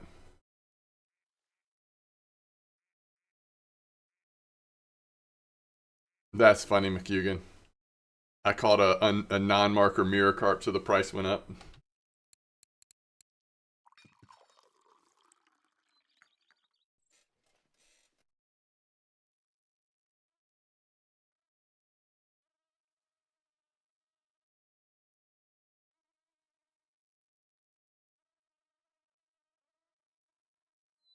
Interesting. Yeah, you can catch black carp on potatoes sometimes. Yeah, I think you're more likely to see it on like, you know, certain boilies or like grass carp. I mean, algae. But yeah, grass carp. I mean, black carp have come out on potatoes before. Demand went up.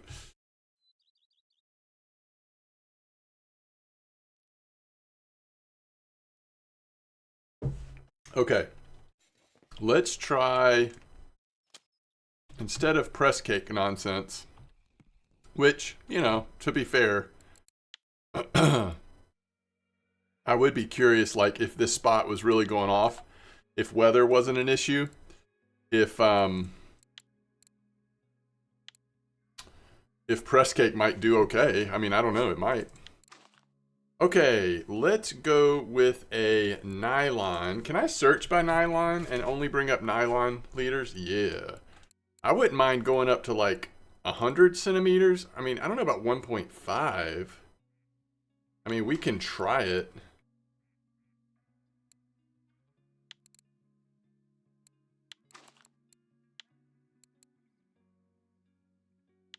Like in this spot, I don't know how we don't use. What's the weather like right now? Cloudy? Chance of meatballs?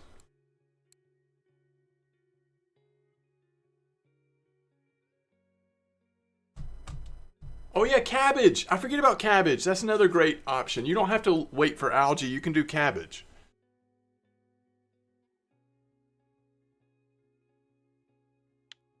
Might get some. I might get some green ones actually. Now that you mention it. All right, but I think I want to make a leader length that's not quite so crazy. Like maybe more like 100. That one is really long. Feeder leaders, 1 meter. And technically, okay, so now we want to search by nylon, if it'll let us. Yes, okay. And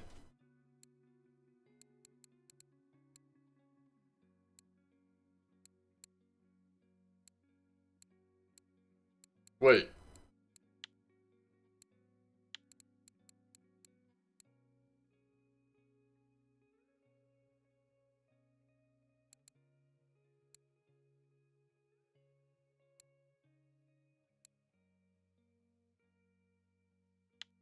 Yeah, this is nylon.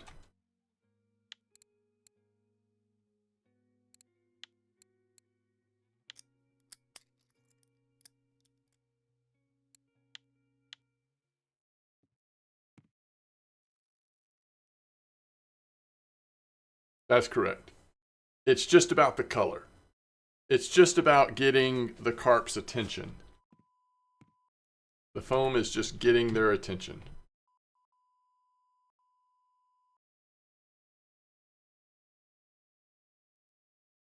You should be able to use feeders while using hair rig.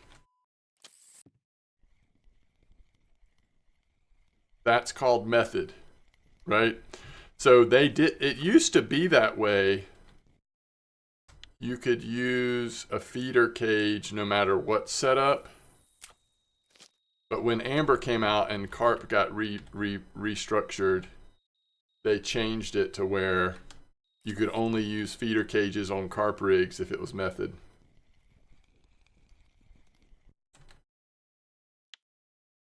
Yes. Leader of 1 meter, put the zig on my feeder. Yo, what I'm talking about.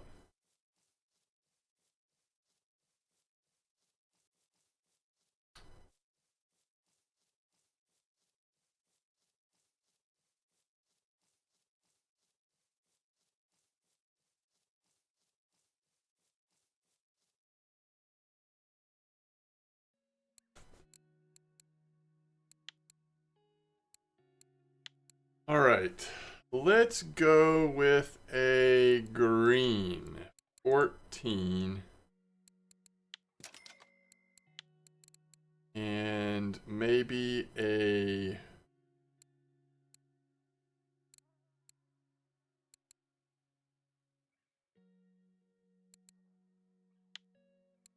maybe an orange 13. Sure, why not? No, large 1 hooks is what I use, Tao. Now, that's an interesting idea. I wouldn't be opposed to trying 1/0 hooks, but I use large 1.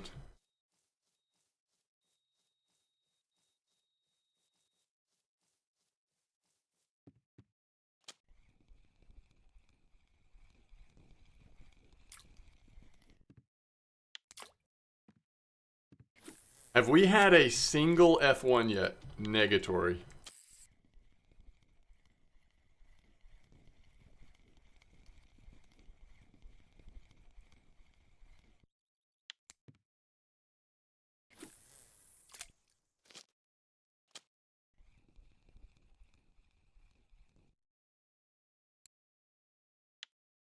Yeah, I've just been unlucky on those, I guess.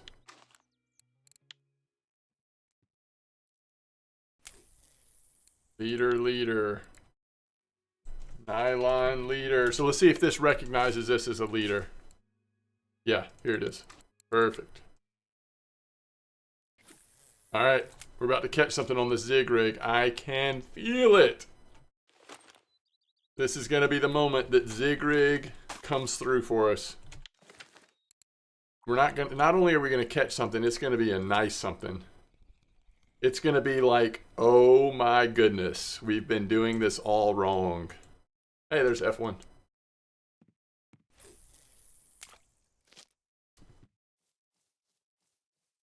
I got a pee, so I'm going to run back here. Don't they have a porta potty set up here somewhere?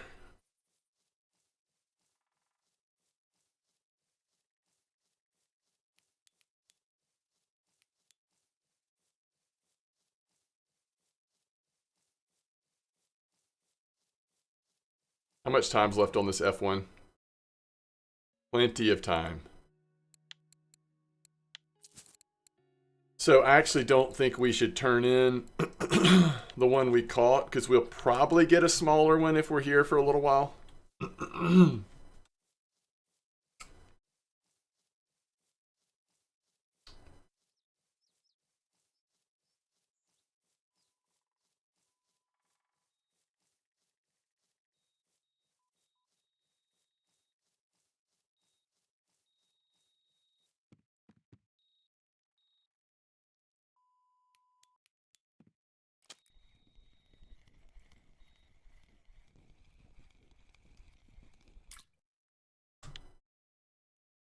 Yeah.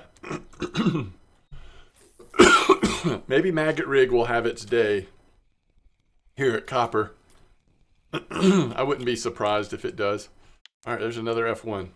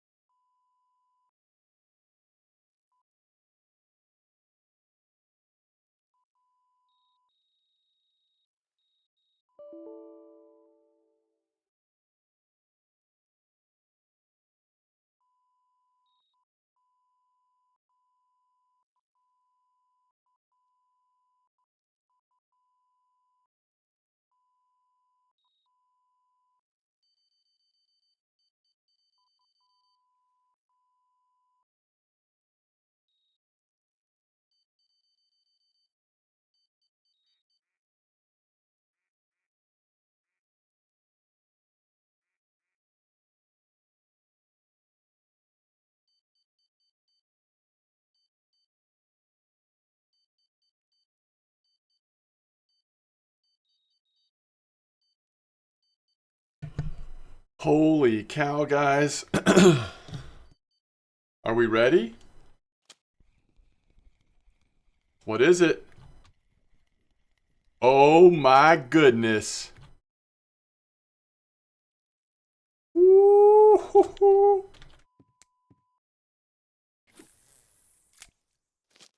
That's how it's done. That's how it's done. Actually, now that we're slamming it on the Zig rig, you know the old moniker about about the maggot rig, right? You want to use it when nothing else is working good.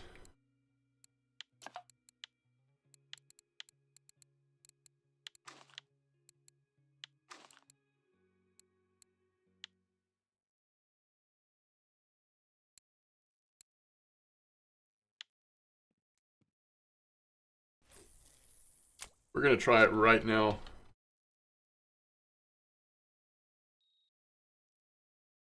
Yeah, we're about to flex with a caster cream corn maggot rig setup. I mean, these carp and F1s and everything else, they've never been happier than what we've got in the water right now.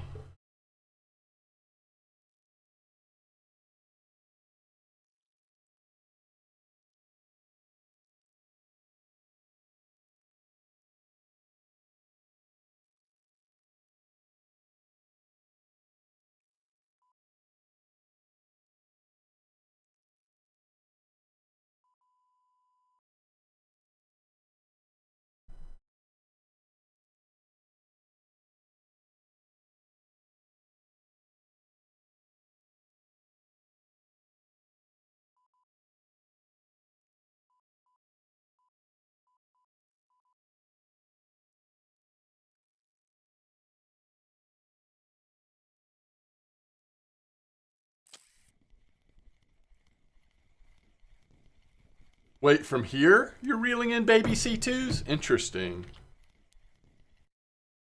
I am now on the F1s after not catching any.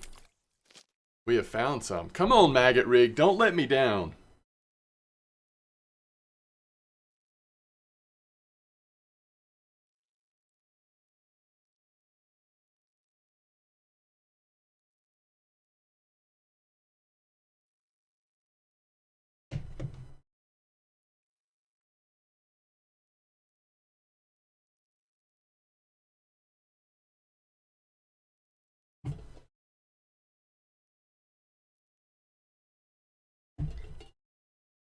Wait, I've caught 0 tench, Aaron, 0. It's like we're fishing in a different spot. Although, I'll probably catch them this next morning, right? Those are, I mean, tench are active in the mornings. Oh, really? Okay, and why did you decide to do that? What got you on Cracker's base? I remember you saying something about that earlier. What got you so based in Crackers?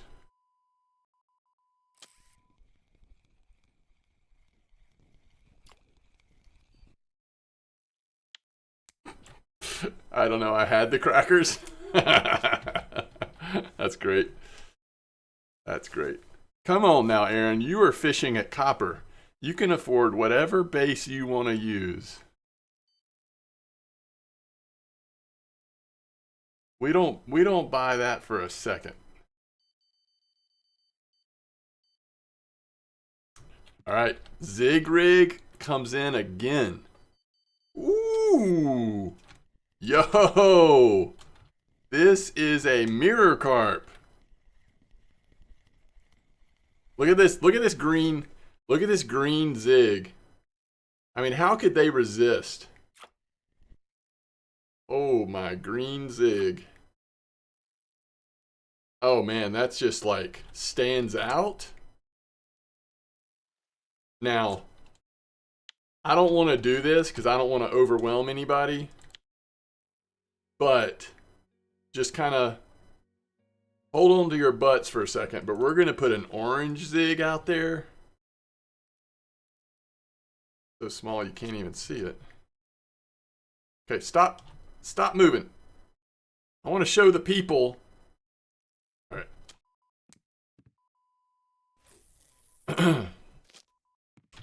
You know, this is like, what do they call those popsicles? And like orange Julius. I mean, this is like orange and cream, whatever.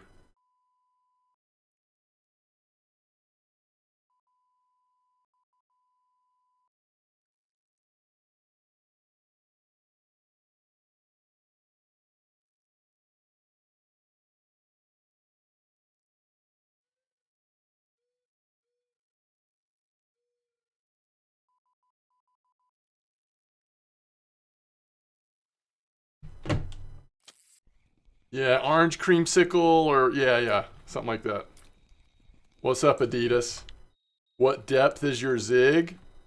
We are using the 1 meter zig link. Okay, first fish on maggot rig.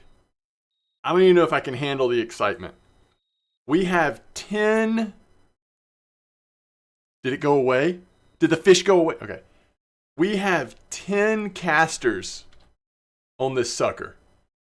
Just running around down at the bottom. 10 casters. Holy cow. That's a common carp.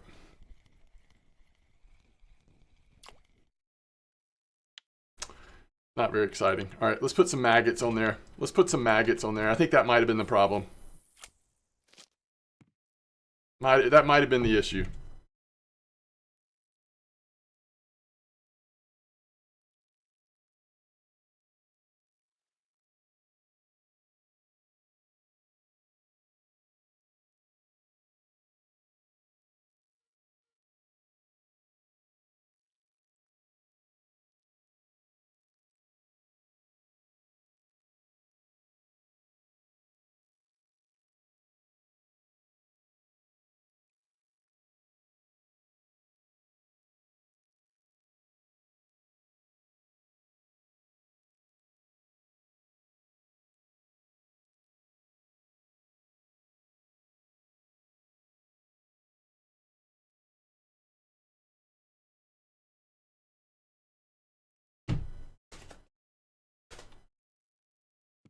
Yeah, everybody knows you use maggots for koi. That's right. I don't know why I forgot that.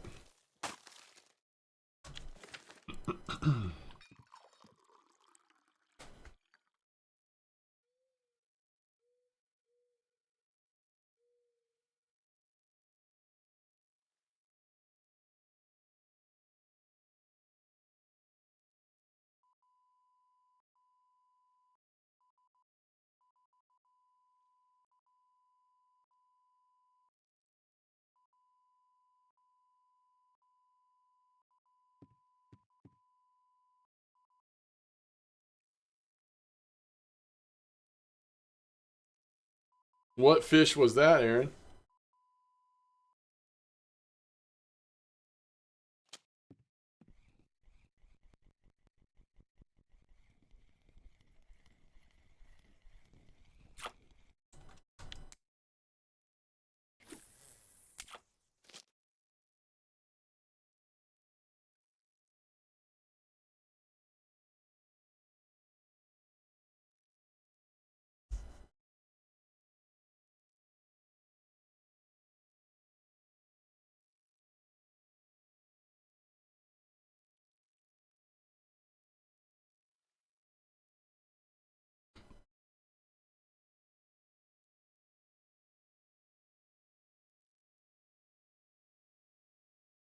Dan got a 4.2 comment on Maggot Rig.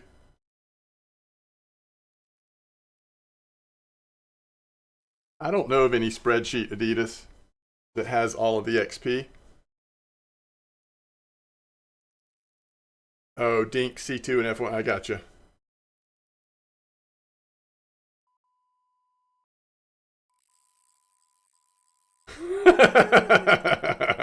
That's awesome, Rick. Oh, man. What the?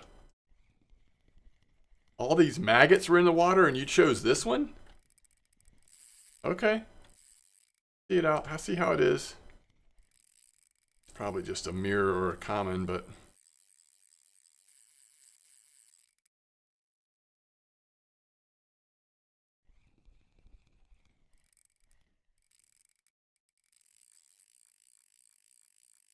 An active white bream spot on Oldberg. Oof. I do not know.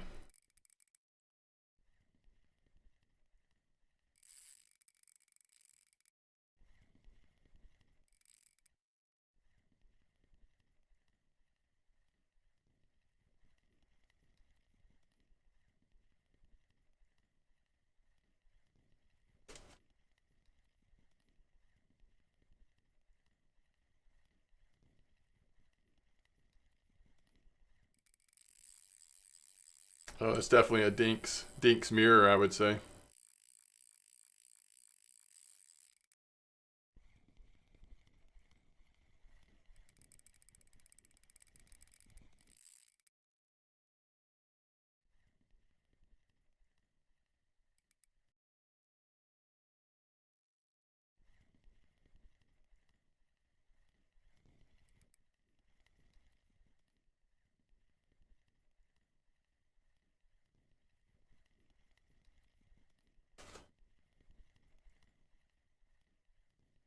Come on in, baby.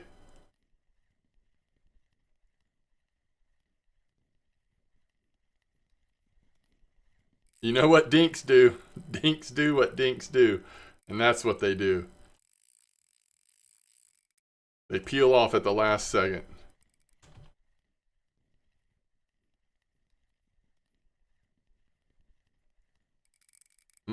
Nope, no more of that. No more of that. You had your fun. We all saw it showing off.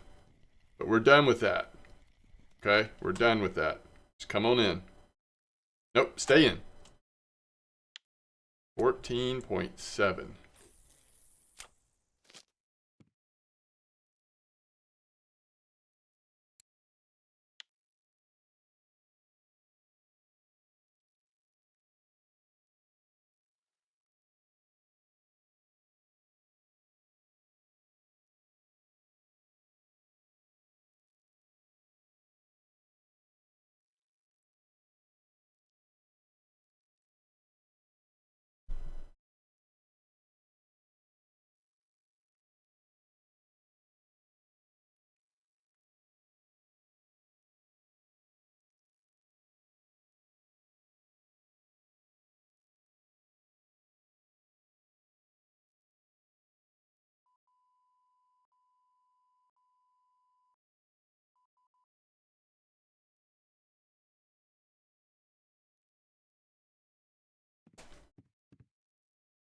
Well, I'm trying to be patient on this maggot rig and this zig, but we clearly need to just put cream corn back in there on all three.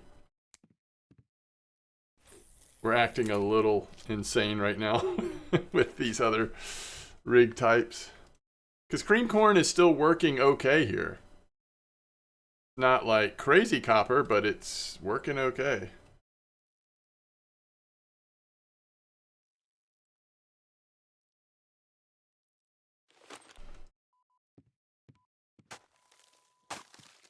I mean, just look at the bite rate of this one rod compared to the other two.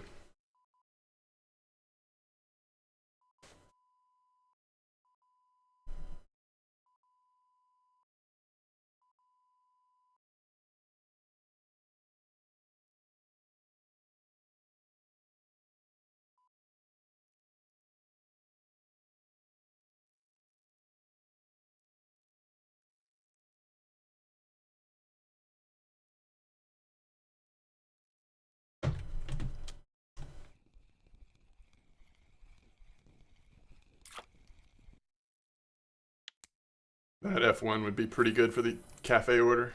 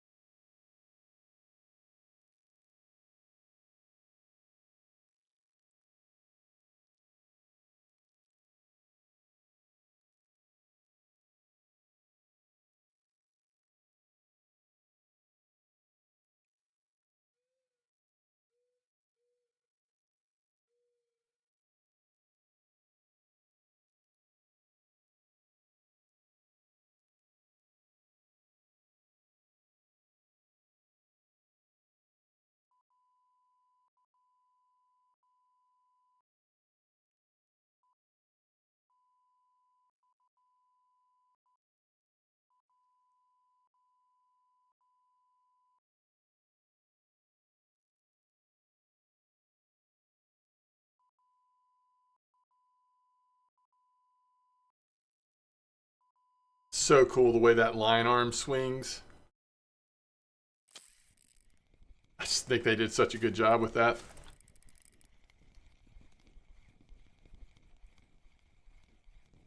Ooh, good question.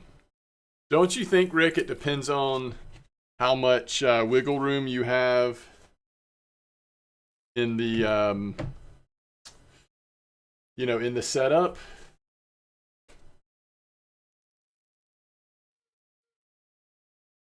And in some cases, like if it's a really nice rod, I know what some people do, and you probably have heard about this too. You might have even done this. But like if you have legacy TIs and they get too worn for sturgeon fishing anymore, then you just sort of like graduate them down to just carp fishing or whatever, since it's so much less percentage weight you need. All right, so this is on the maggot rig.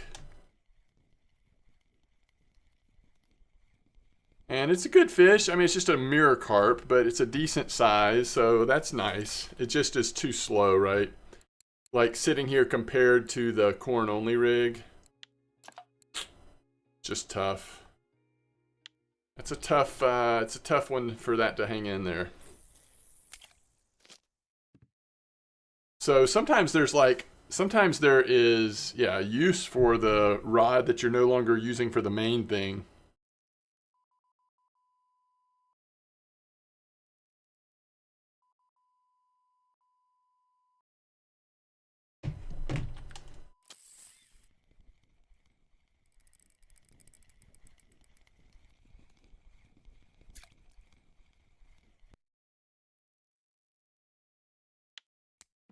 Wait, what are you saying, Aaron? You talking about on the maggot rig?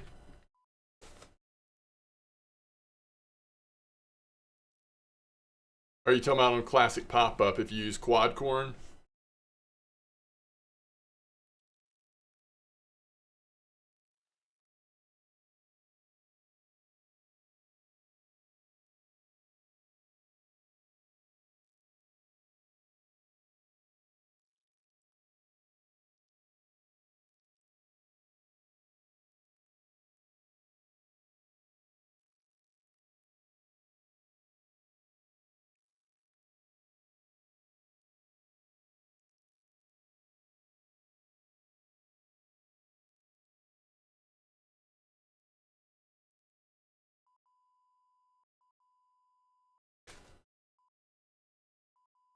Uh, if you use quad corn bite rate, yeah, the bite rate definitely slows down. I've been here 42 minutes.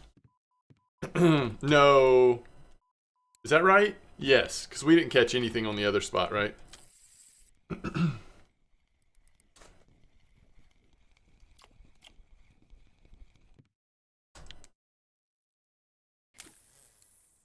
But it is slow here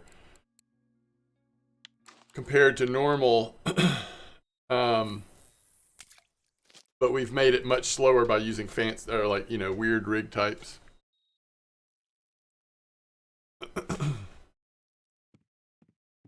Need to respod.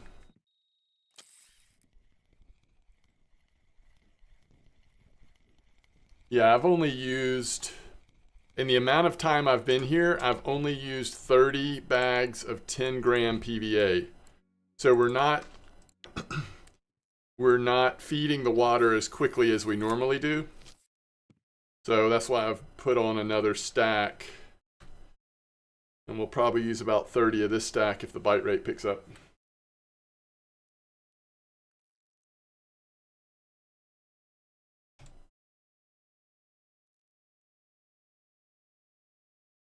I don't know. The zig rig seems slow to me, but it always seems slow.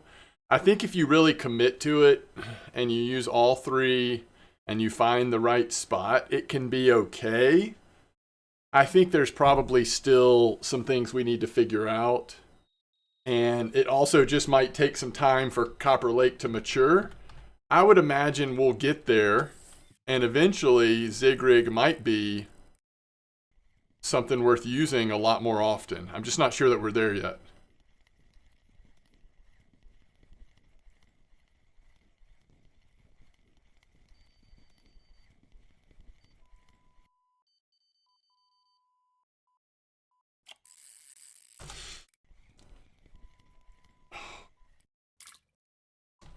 Well, and I would say, yes, there's probably more we could figure out about zig rig now, but it also just might get better in the future. All right. Finally, we got a fish on the zig rig with the orange boilies. Looks like it's a common carp.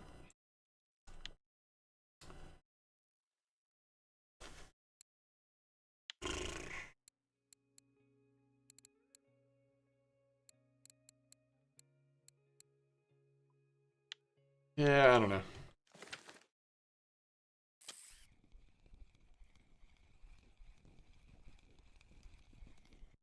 Well, green certainly seemed to work better than... and maybe we should try green some more. We'll try it a little more. Yo, Niu, grats on Trophy Tinch. I wonder if Niu's in this spot. Does anybody know? Niu Roan?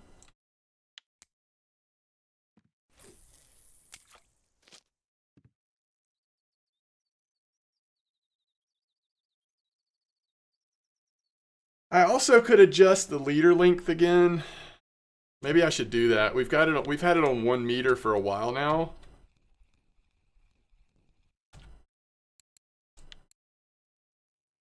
Like, it doesn't make sense to go too small, but we could go like 80.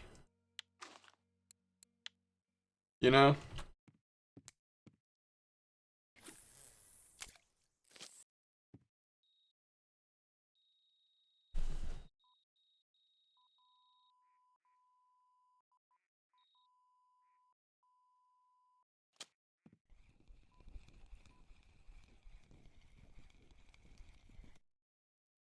Hey, we got a tench finally.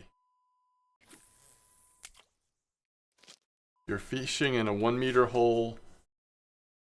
Would a 1 meter leader not be top water? Yes, I think it would be. Ooh, quick bite on the zig rig.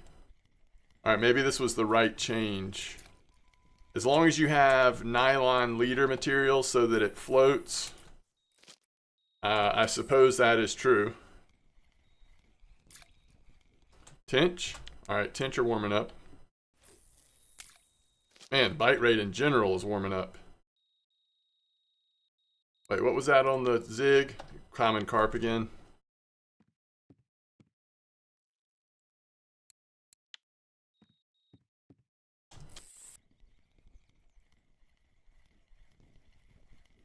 Ooh, holy moly, that's a trophy.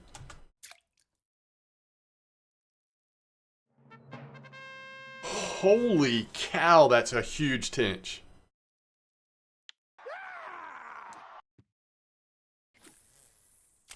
It's 7 a.m. If y'all don't know, 7 a.m. is trophy time.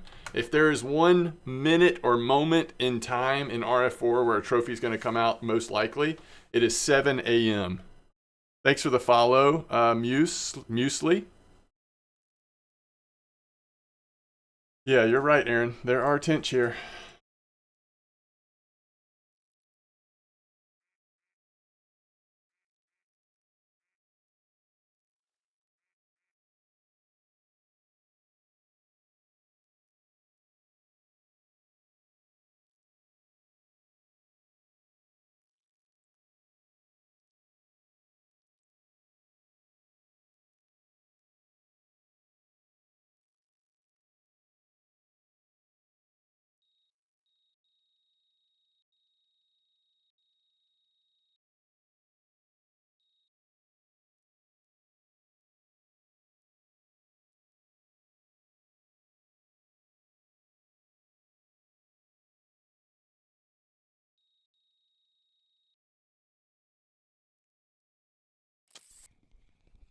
That was a big tinch.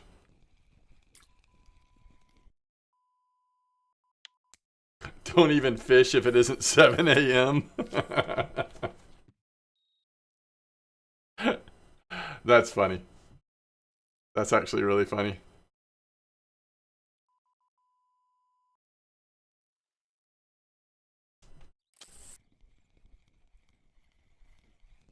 Oof, another big boy. Man, these tench are healthy. Somebody's been treating these tench right.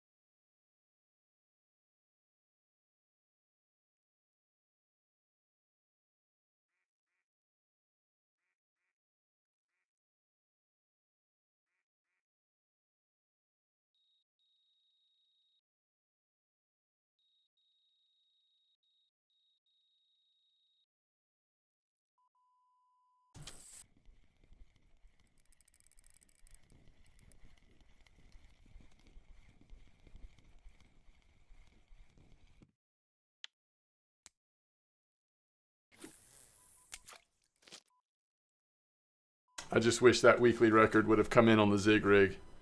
We would have had the entire population of RF4 scrambling. It would have been so wonderful.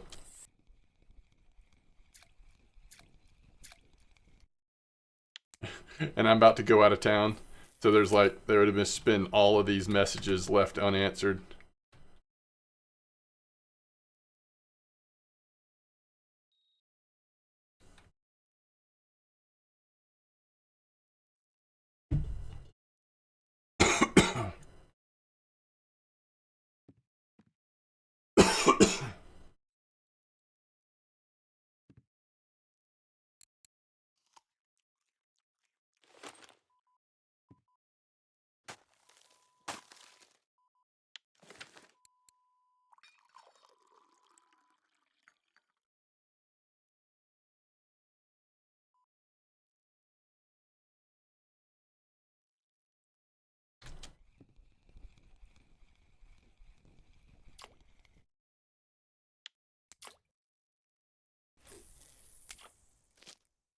"20 accounts start a misinformation campaign on what baits and rigs are good for carp for the week."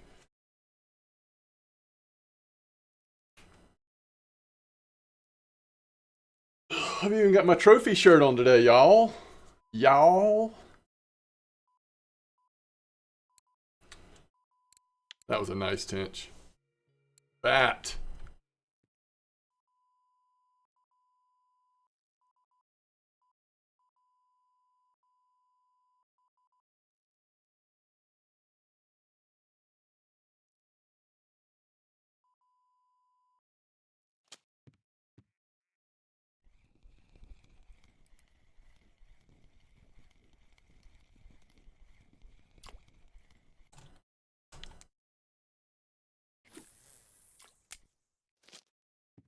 That's now the lucky shirt. It never comes off. If I'm fishing, I'm wearing it.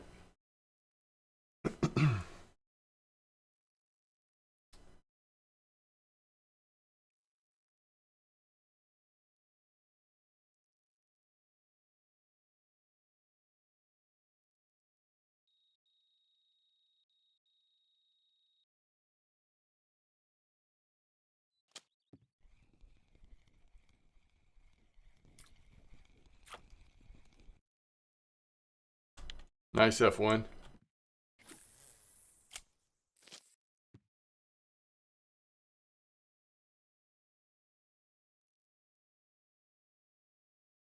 Yo, what's up, Amar?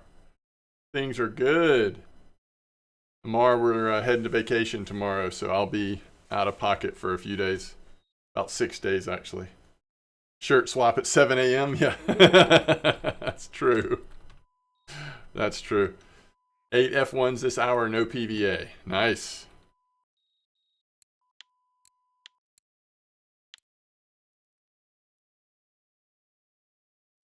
Oof. Unfortunately, I have no idea on Vimba.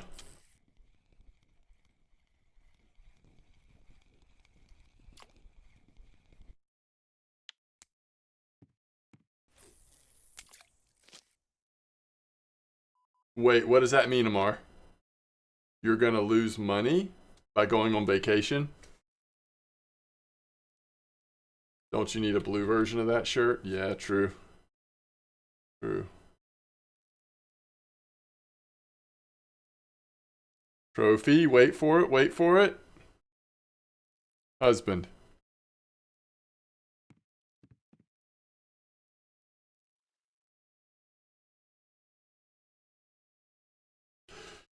I'm gonna be out of pocket. Is that what that means? I mean, we do have to pay for it ourselves. We're paying for the vacation, yes. Out of pocket means having lost money in a transaction. So what did I mean? I meant I'm gonna be out of something. I'm gonna be not here is what I meant. But yeah, I guess that is true as well. I mean, we're driving a bunch of hours, so it's a lot of gas money. We're staying with my wife's huge family. We're all staying in the same Airbnb, so it's this really massive house. So while we do have to pay for it, we're splitting it up so many ways that it's not too painful. I will be AFK, true. Out of commission, yeah, there we go. That's good. And what else?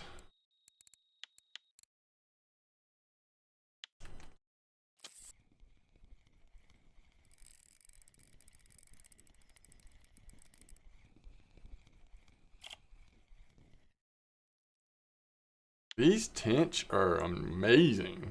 Like, they're big. Thank you, Amar. Also means you're talking about stuff you shouldn't talk about. Out of pocket does? Well, I don't think we're doing that. Although you never know.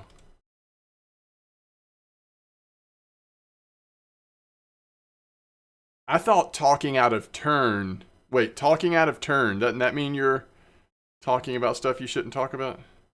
I don't know.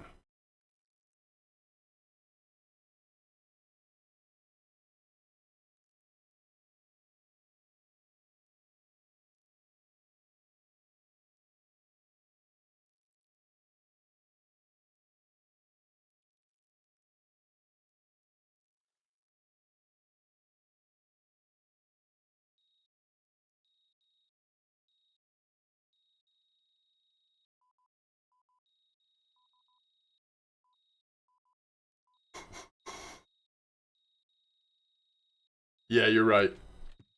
That would make sense for this spot right now.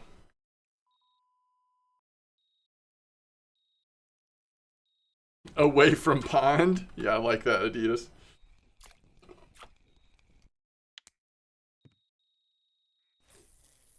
The exception is the F1s. Those do not have to come in at 7 a.m. You can get F1 trophies later in the day for sure. I'm using, mostly what I'm using is just cream corn. We've been mixing it up some, but mostly it's been cream corn.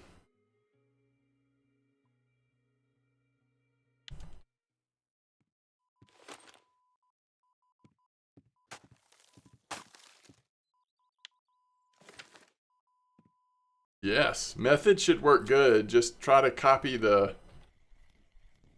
complement the baits as best you can in the ground bait flavor you use. I haven't tested it myself, but that's what I would say. That's what I would guess.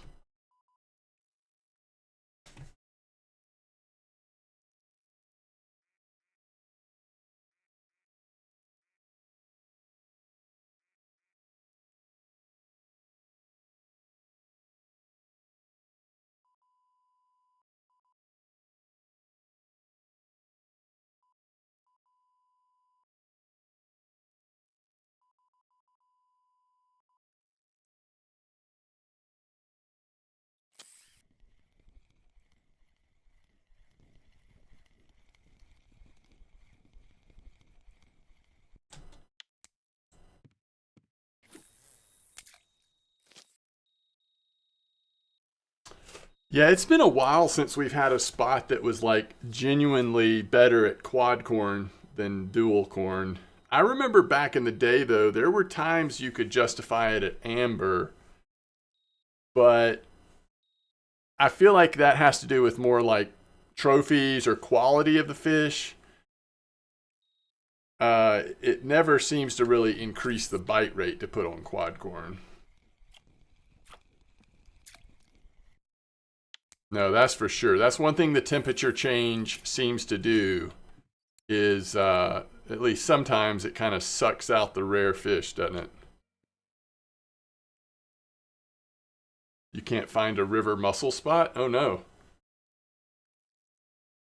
Come out at winding or you just looking anywhere? You're trying to find mussels?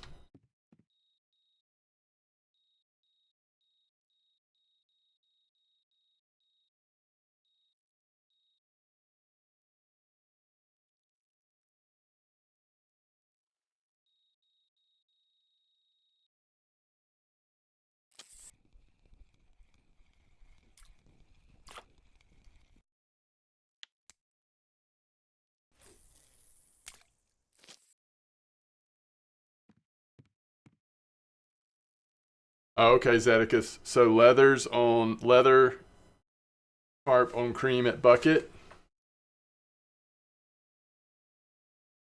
Yeah, what was the last dovetail fishing game? That's a good point, Amar.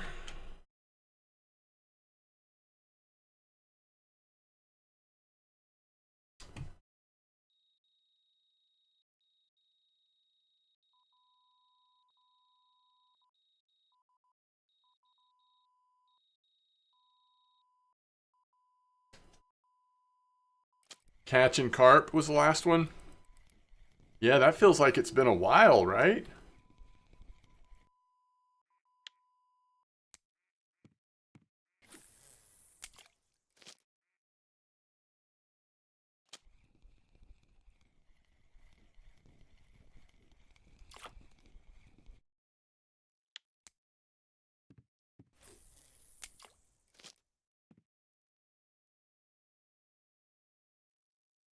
Yeah, I don't think we know the exact answer to that question, Reynolds, but it seems like the one thing that we do notice is that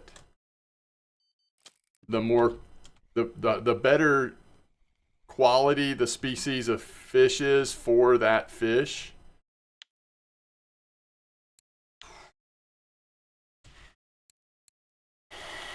In other words, if it's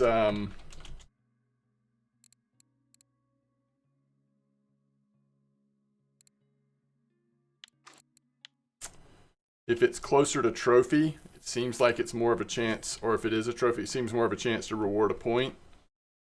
But in terms of like, are tench more likely to give you points than crucian gibble fish? I mean, I'm not sure. I don't know.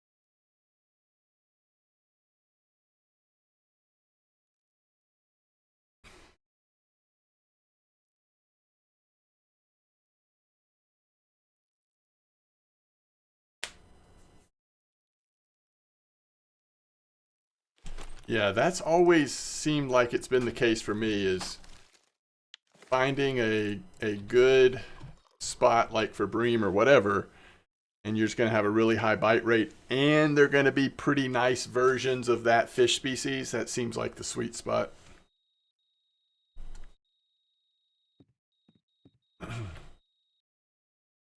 That's a great question, Zeticus. I have had way more trophies on my pickers here, but I think that's because when I know I'm going for F1s and tench and some of the fish that give out more trophies, I choose to use my pickers. And when I'm going for some of the bigger fish that are much harder to trophy, I choose to use my feeders. You know what I mean? So I don't know how reliable that that data really is. Dang. What? About to take a short break, but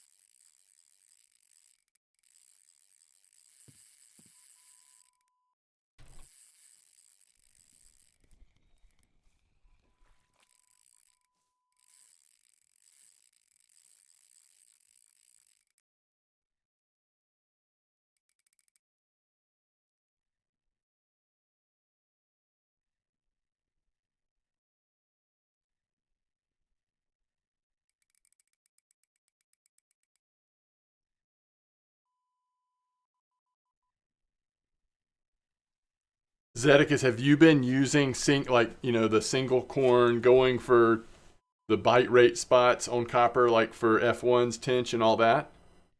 And you have no trophies? Or are you sitting on bigger baits and stuff?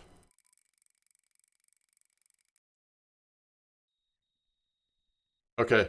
I mean, that's either just really unfortunate RNG or you might be onto something. I don't know. I mean, how many trophies have I had at copper since it came out? 20? More? I mean, I'm not even sure. If you count the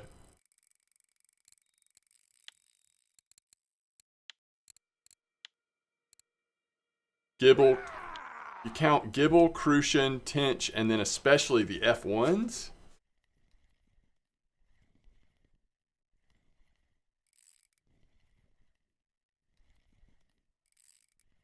So you've been really close. Yo, Noah, thanks for the follow. You've been really close on F1s, Tench, and Crucians.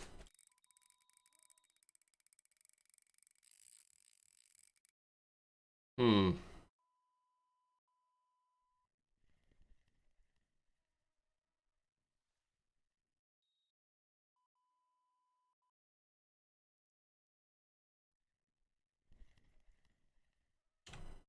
Now,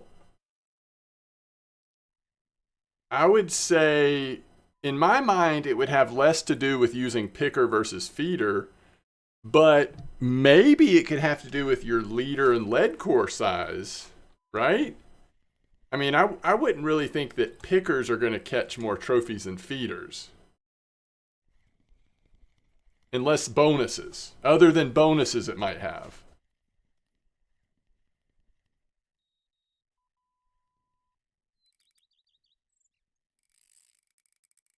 Wait, what are you saying? McHugin, 3,000 fish on copper is insane?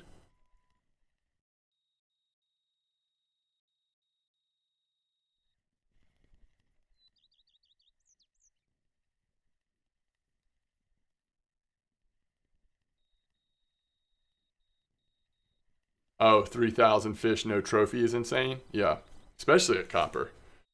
Um, I mean, that's one difference for me. On feeders, I'm using 28, and on pickers, I'm using 18.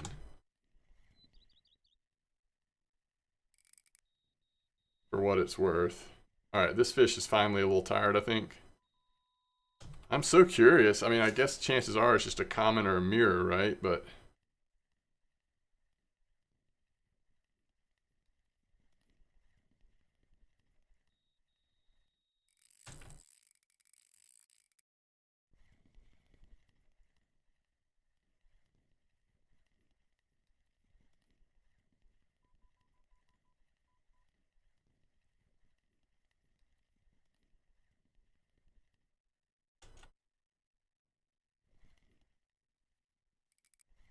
you're using 15.8 lead cores.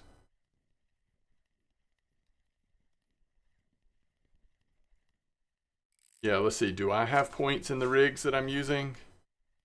Yes, because I'm using classic hair and pop-up. So yeah, I do.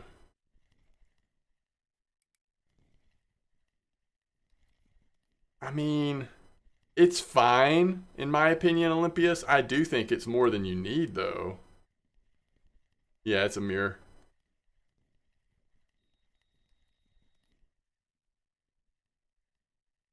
You don't need that much power here, right? But it doesn't hurt.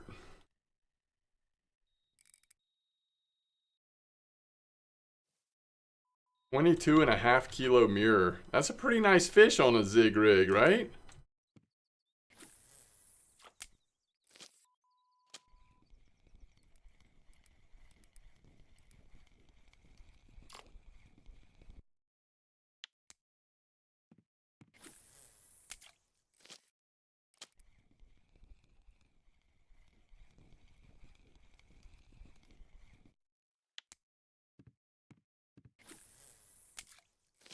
Pretty nice fish on a zig rig. All right, I'll be right back.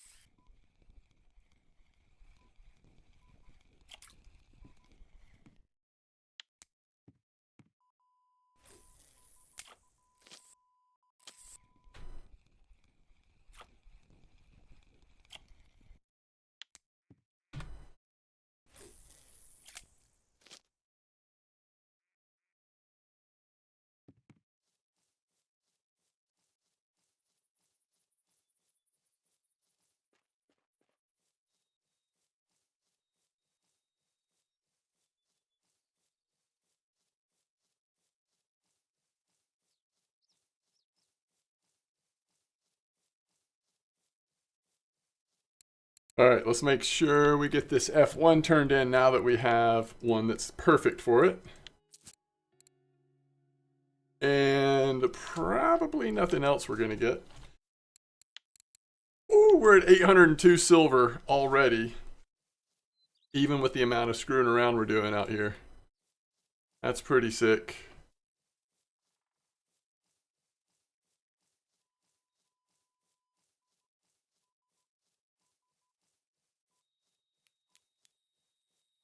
My go-to 6,000 reels have been the Azimuth and the Avia.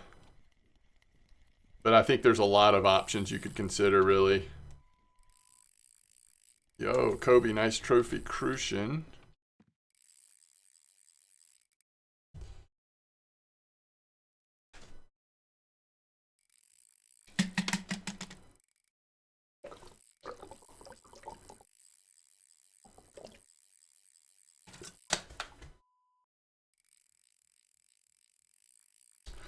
Oh, really? All right. If y'all are trying to plan trips to Copper, normal weather is coming. Unfortunately, I will...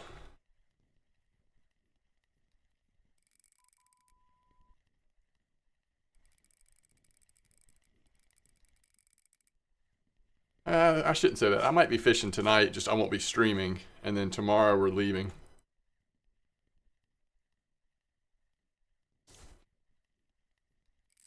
Ooh.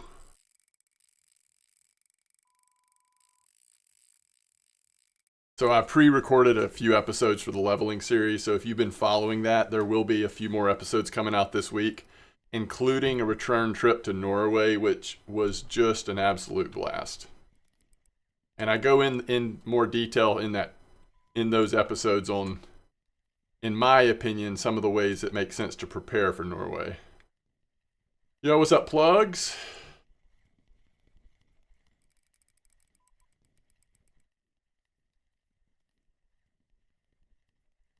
Wouldn't it just be amazing if just like a rare carp showed up out of nowhere on one of these fish?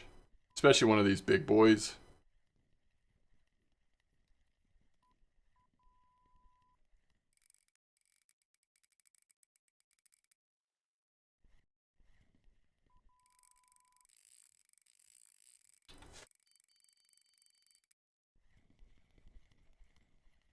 Oh, we've got 3 fish on.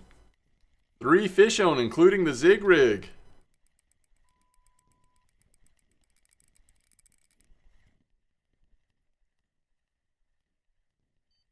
Just want to see what this is.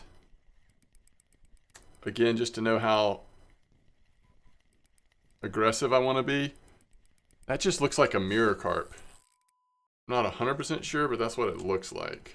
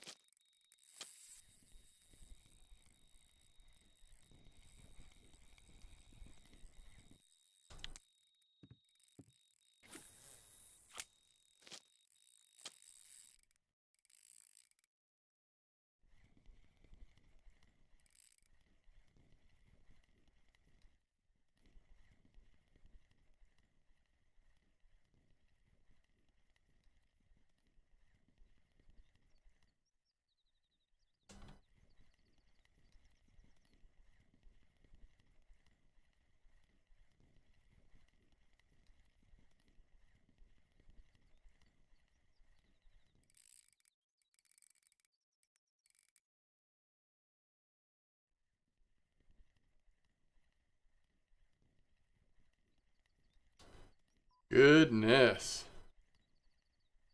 Guy has been quite the interesting fella.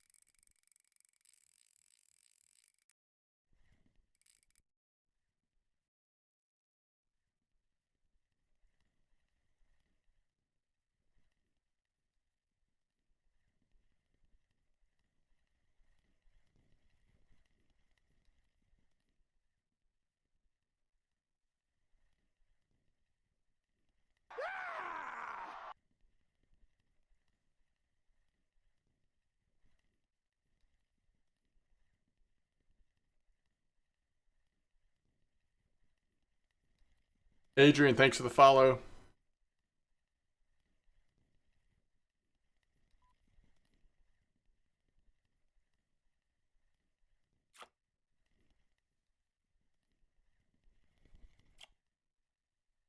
So just another mirror carp. Just another day, just another mirror carp.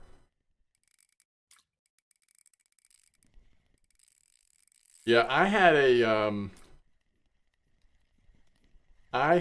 a random barbel too, right?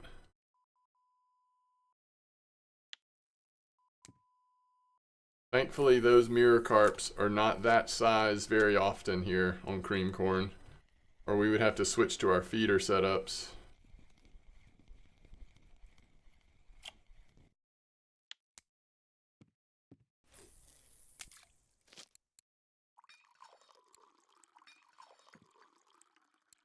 And it is definitely about time to replace the, well, no, it's not, because we did the friction brake, so we're good. Tiny common carp. So I've got from 1.8 to 11.8 size difference. But we're using pretty small setups too. I mean, these corn setups are definitely better at catching small fish than big fish, which is why it's so good for the F1s and the tench.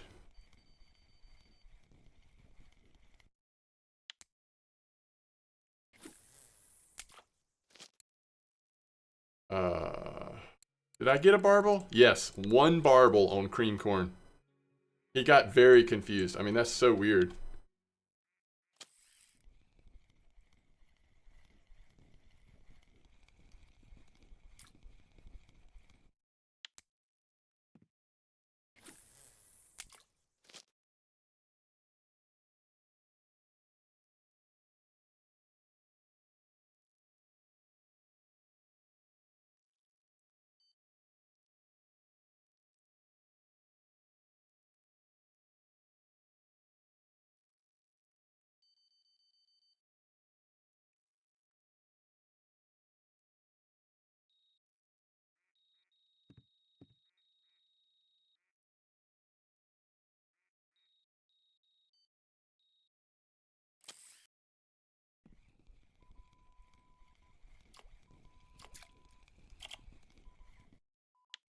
Oh, that's my first Dinks leather. Dang, we're out of dip, huh? All right, let's just put milk cream on there and we'll go get some more. Love seeing the zip rig working occasionally. Oh, we got a tench on the zip. Okay. Boy, and you can't even cast a zig rig. Dip is required on a zip rig. These are like mosquito common carp. Yeah.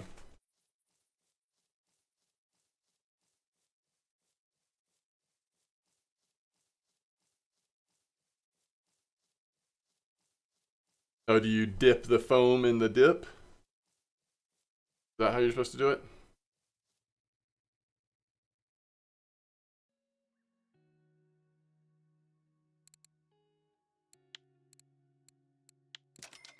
Oh, that's not what we needed. It's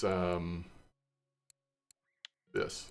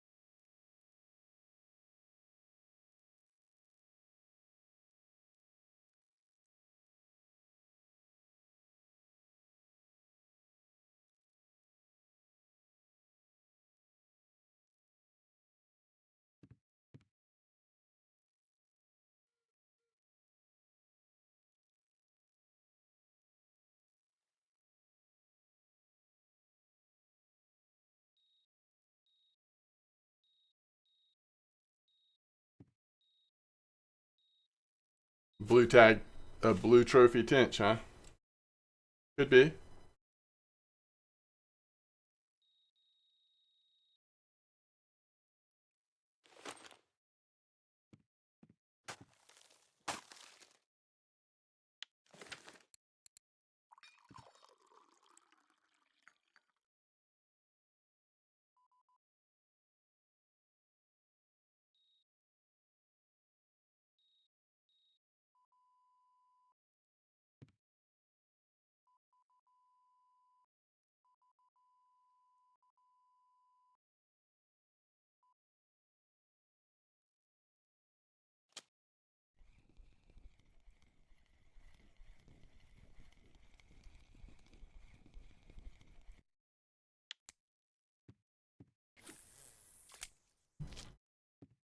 Oh, that's so gross, but probably realistic.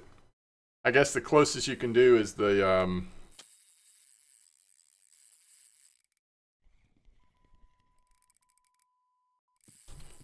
worm ground bait ingredients, huh?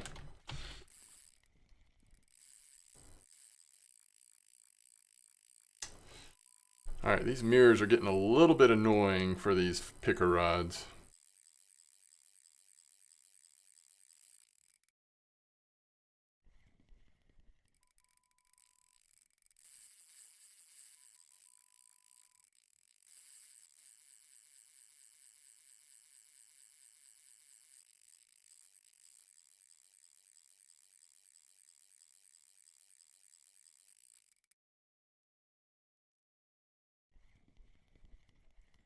No dip on the last rod? I mean, there should be because it's a zig rig and I think it's required. Are you talking about the first rod? The last rod I picked up? Yeah, I might not have replaced the dip. You're right. Because I ran out of cream dip and then I had to go buy some more. I don't know.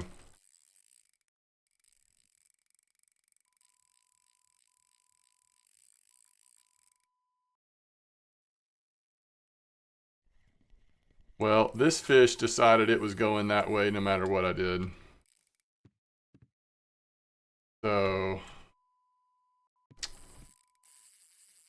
this is a little concerning. Don't I have mono on right now? Oh crap, y'all.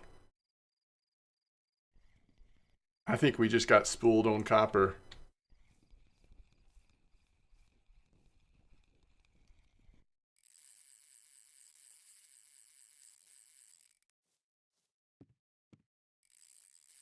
I forgot we were running mono.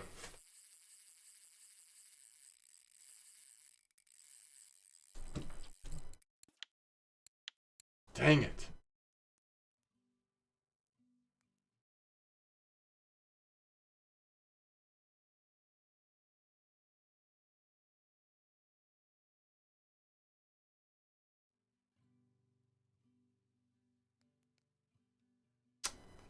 I bet it popped before I restarted too.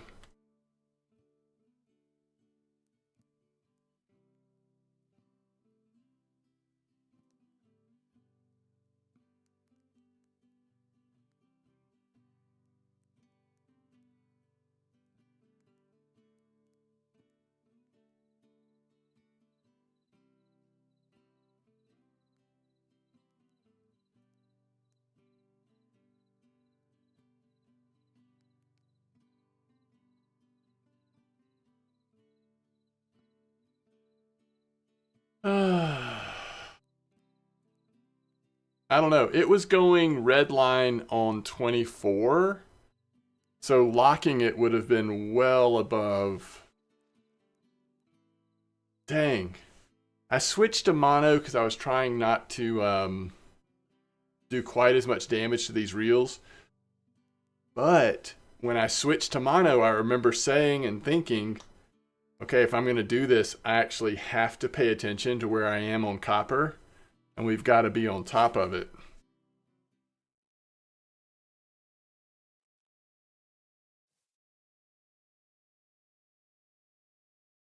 Yeah, it popped.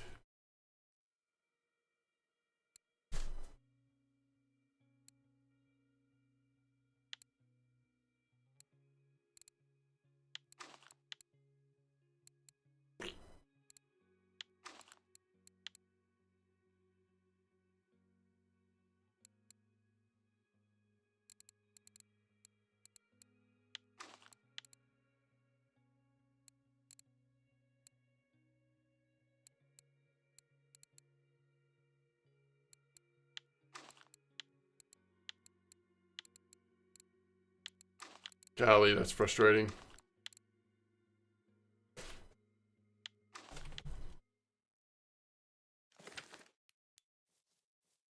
A massive mirror? Yeah, I guess. I mean, these setups are small enough that, I don't know, it could have been anything.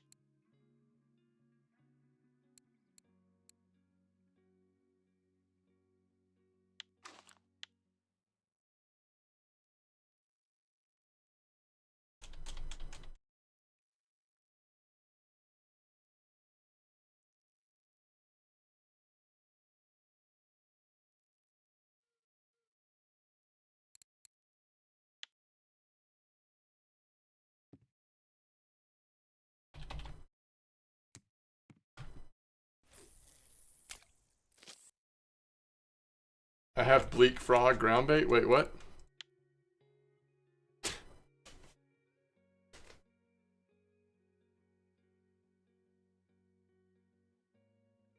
Crafted by Wormy, apparently. Yes, that's what I was gonna do at the end there, Zeticus. But remember, this is only 61 meters a line, so I waited too long to be able to try to do something like that.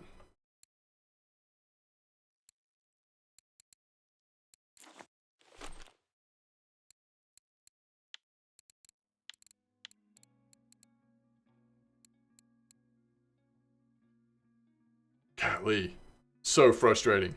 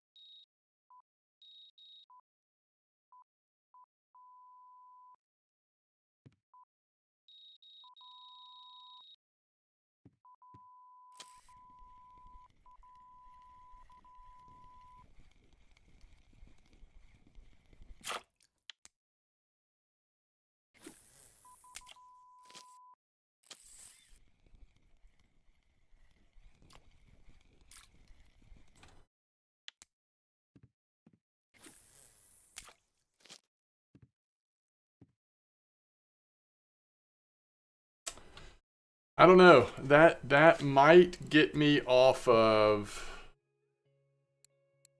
That might be enough to get me off of using 30 reels.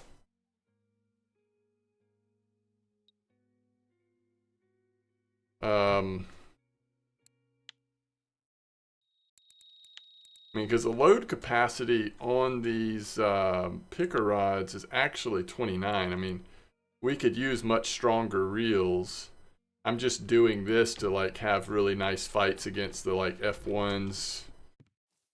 Not nice fights against the F1s, but to fill the F1s a little more, and then nice fights against the koi carp. But if we're gonna hit, you know, occasional mirrors and big dinks and stuff, that's how you broke your Goliath. It's like maybe not worth it.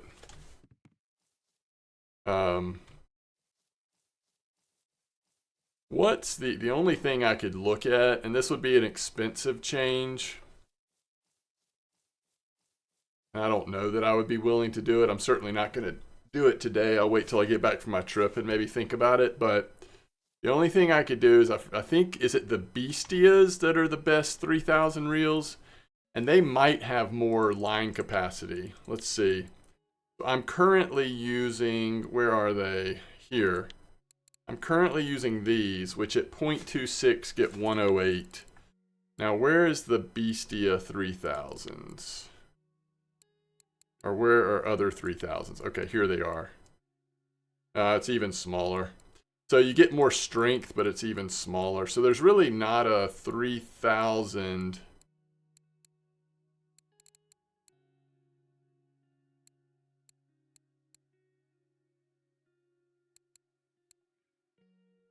Oh. I don't have 150 meters, Dedicus. That's what I'm trying to say.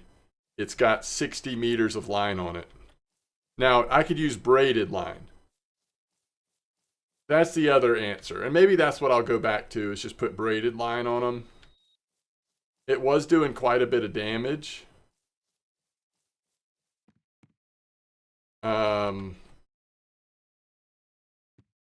What's up, M31?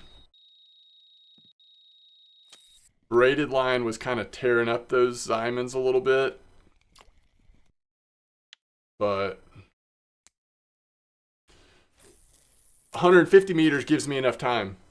If it's 150 meters instead of 60 meters, I have enough time to lower the friction brake and actually run all the way around here.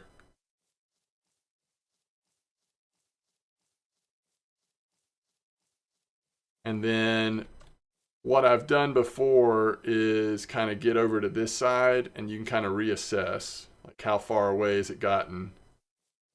But if it keeps running, then yeah, just run all the way to camp, and then you're good if you've got braid on there. So I guess that's the decision point. Am I willing to go braided? Because I think if the spot mostly, when the temperature's normal, if the spot mostly has F1 tench, you know, smaller dinks, and then like koi, then I'm probably okay with just running braided line and doing some damage. I guess one day we're going to just randomly get a Bream trophy, maybe. Just randomly, you know, doing a little bit of braided damage, but you're making a ton of silver, so it's probably fine.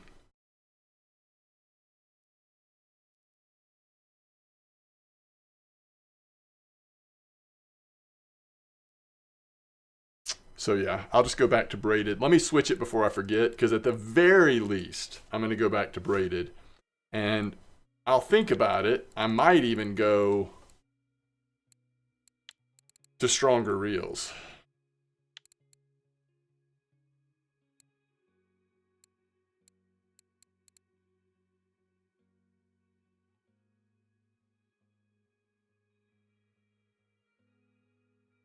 Trying to think about what I was running. I think I was running 22.8 on here.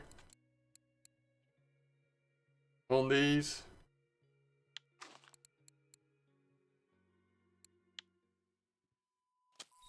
Which means I've put that 22.8 braided line somewhere, I guess.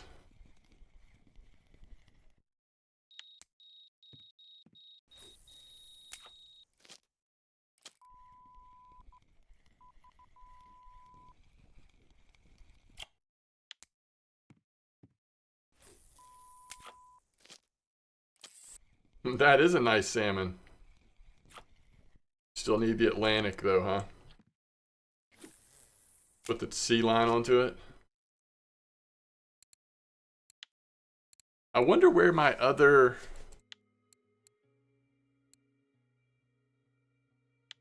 braided line went.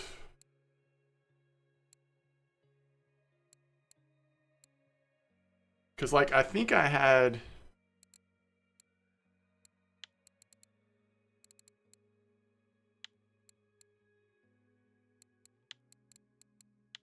I mean, it wouldn't be on these, right? Wouldn't be on those. Wouldn't be on those.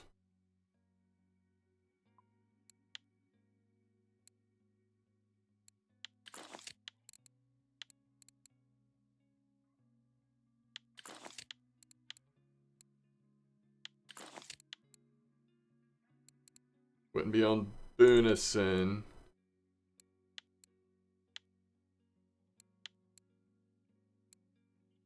Probably, I mean, I guess it could be on a casting setup.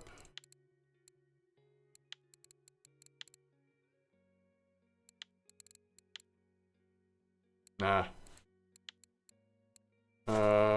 Spinning.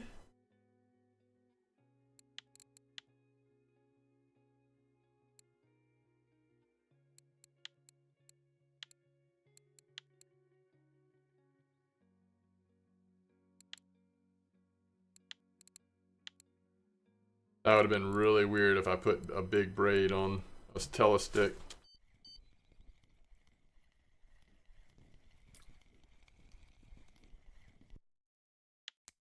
Did you mount it or sell the trophy?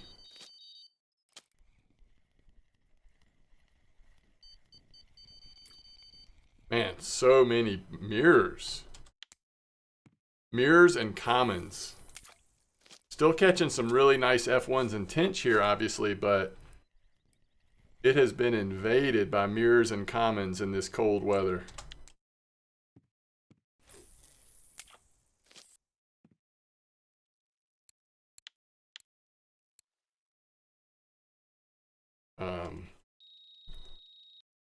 Sure, yeah, I've got line that can pull 30 kilos. I don't understand why we're asking me this, but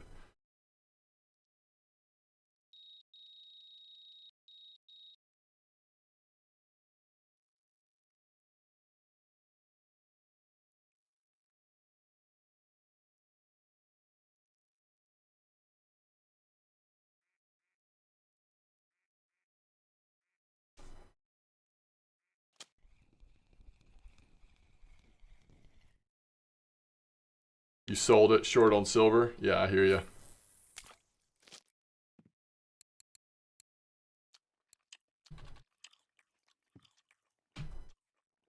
All right, let's see here. It is... I'm going to be cutting it close. I'm going to try to fish till like 8 a.m. Let me just see what comes out. And then I got to wrap it up because I got to go pick up my daughter, who is ready soon. Another mirror.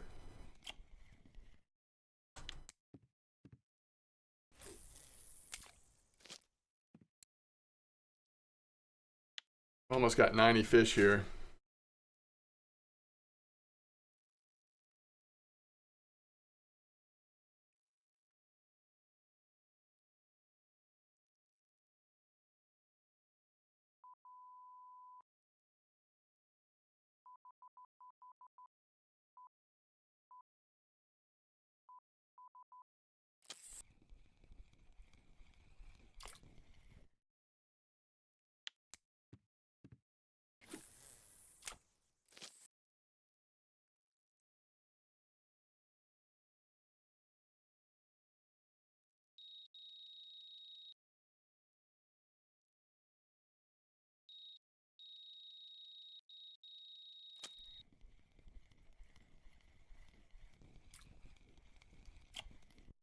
And these tench are nice early in the morning, aren't they?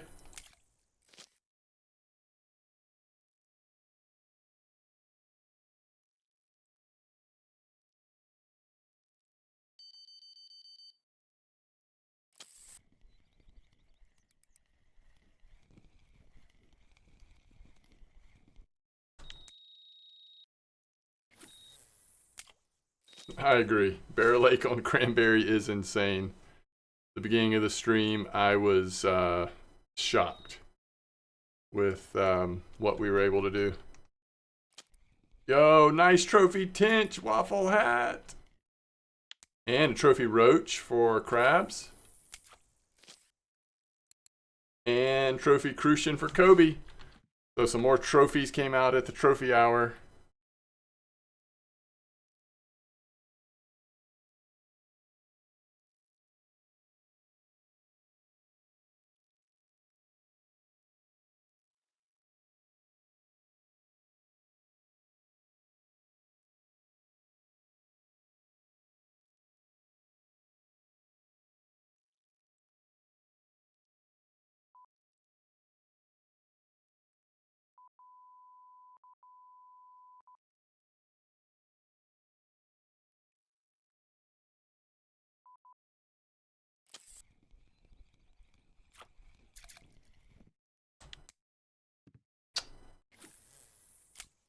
All right.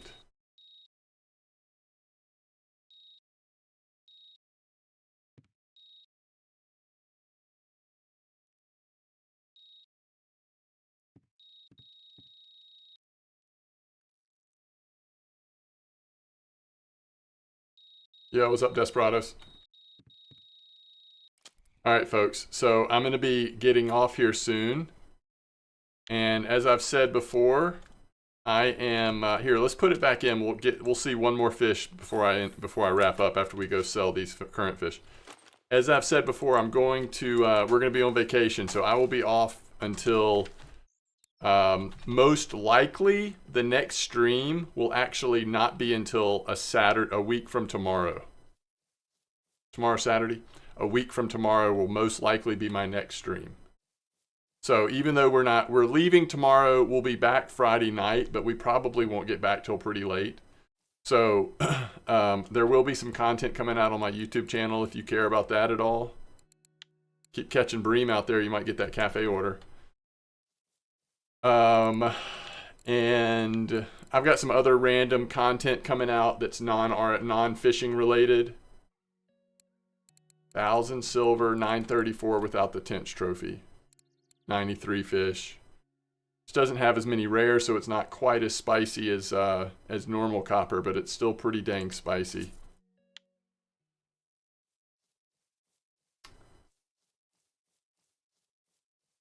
Thanks, Raced. So anyway, I will certainly miss getting to hang out with y'all this week, but I will look forward to it next week or the week after, whatever. And yeah, y'all are the best. Let's get one more fish here. Oh, and it's a zig. I like the fact that we get a last zig.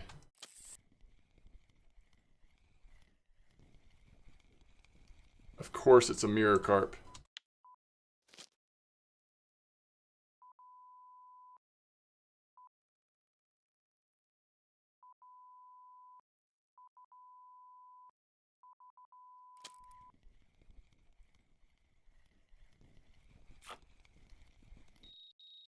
That's a big tinch. Oh, man. All right. Y'all are the best. I'll see you next time. Tight lines, everybody.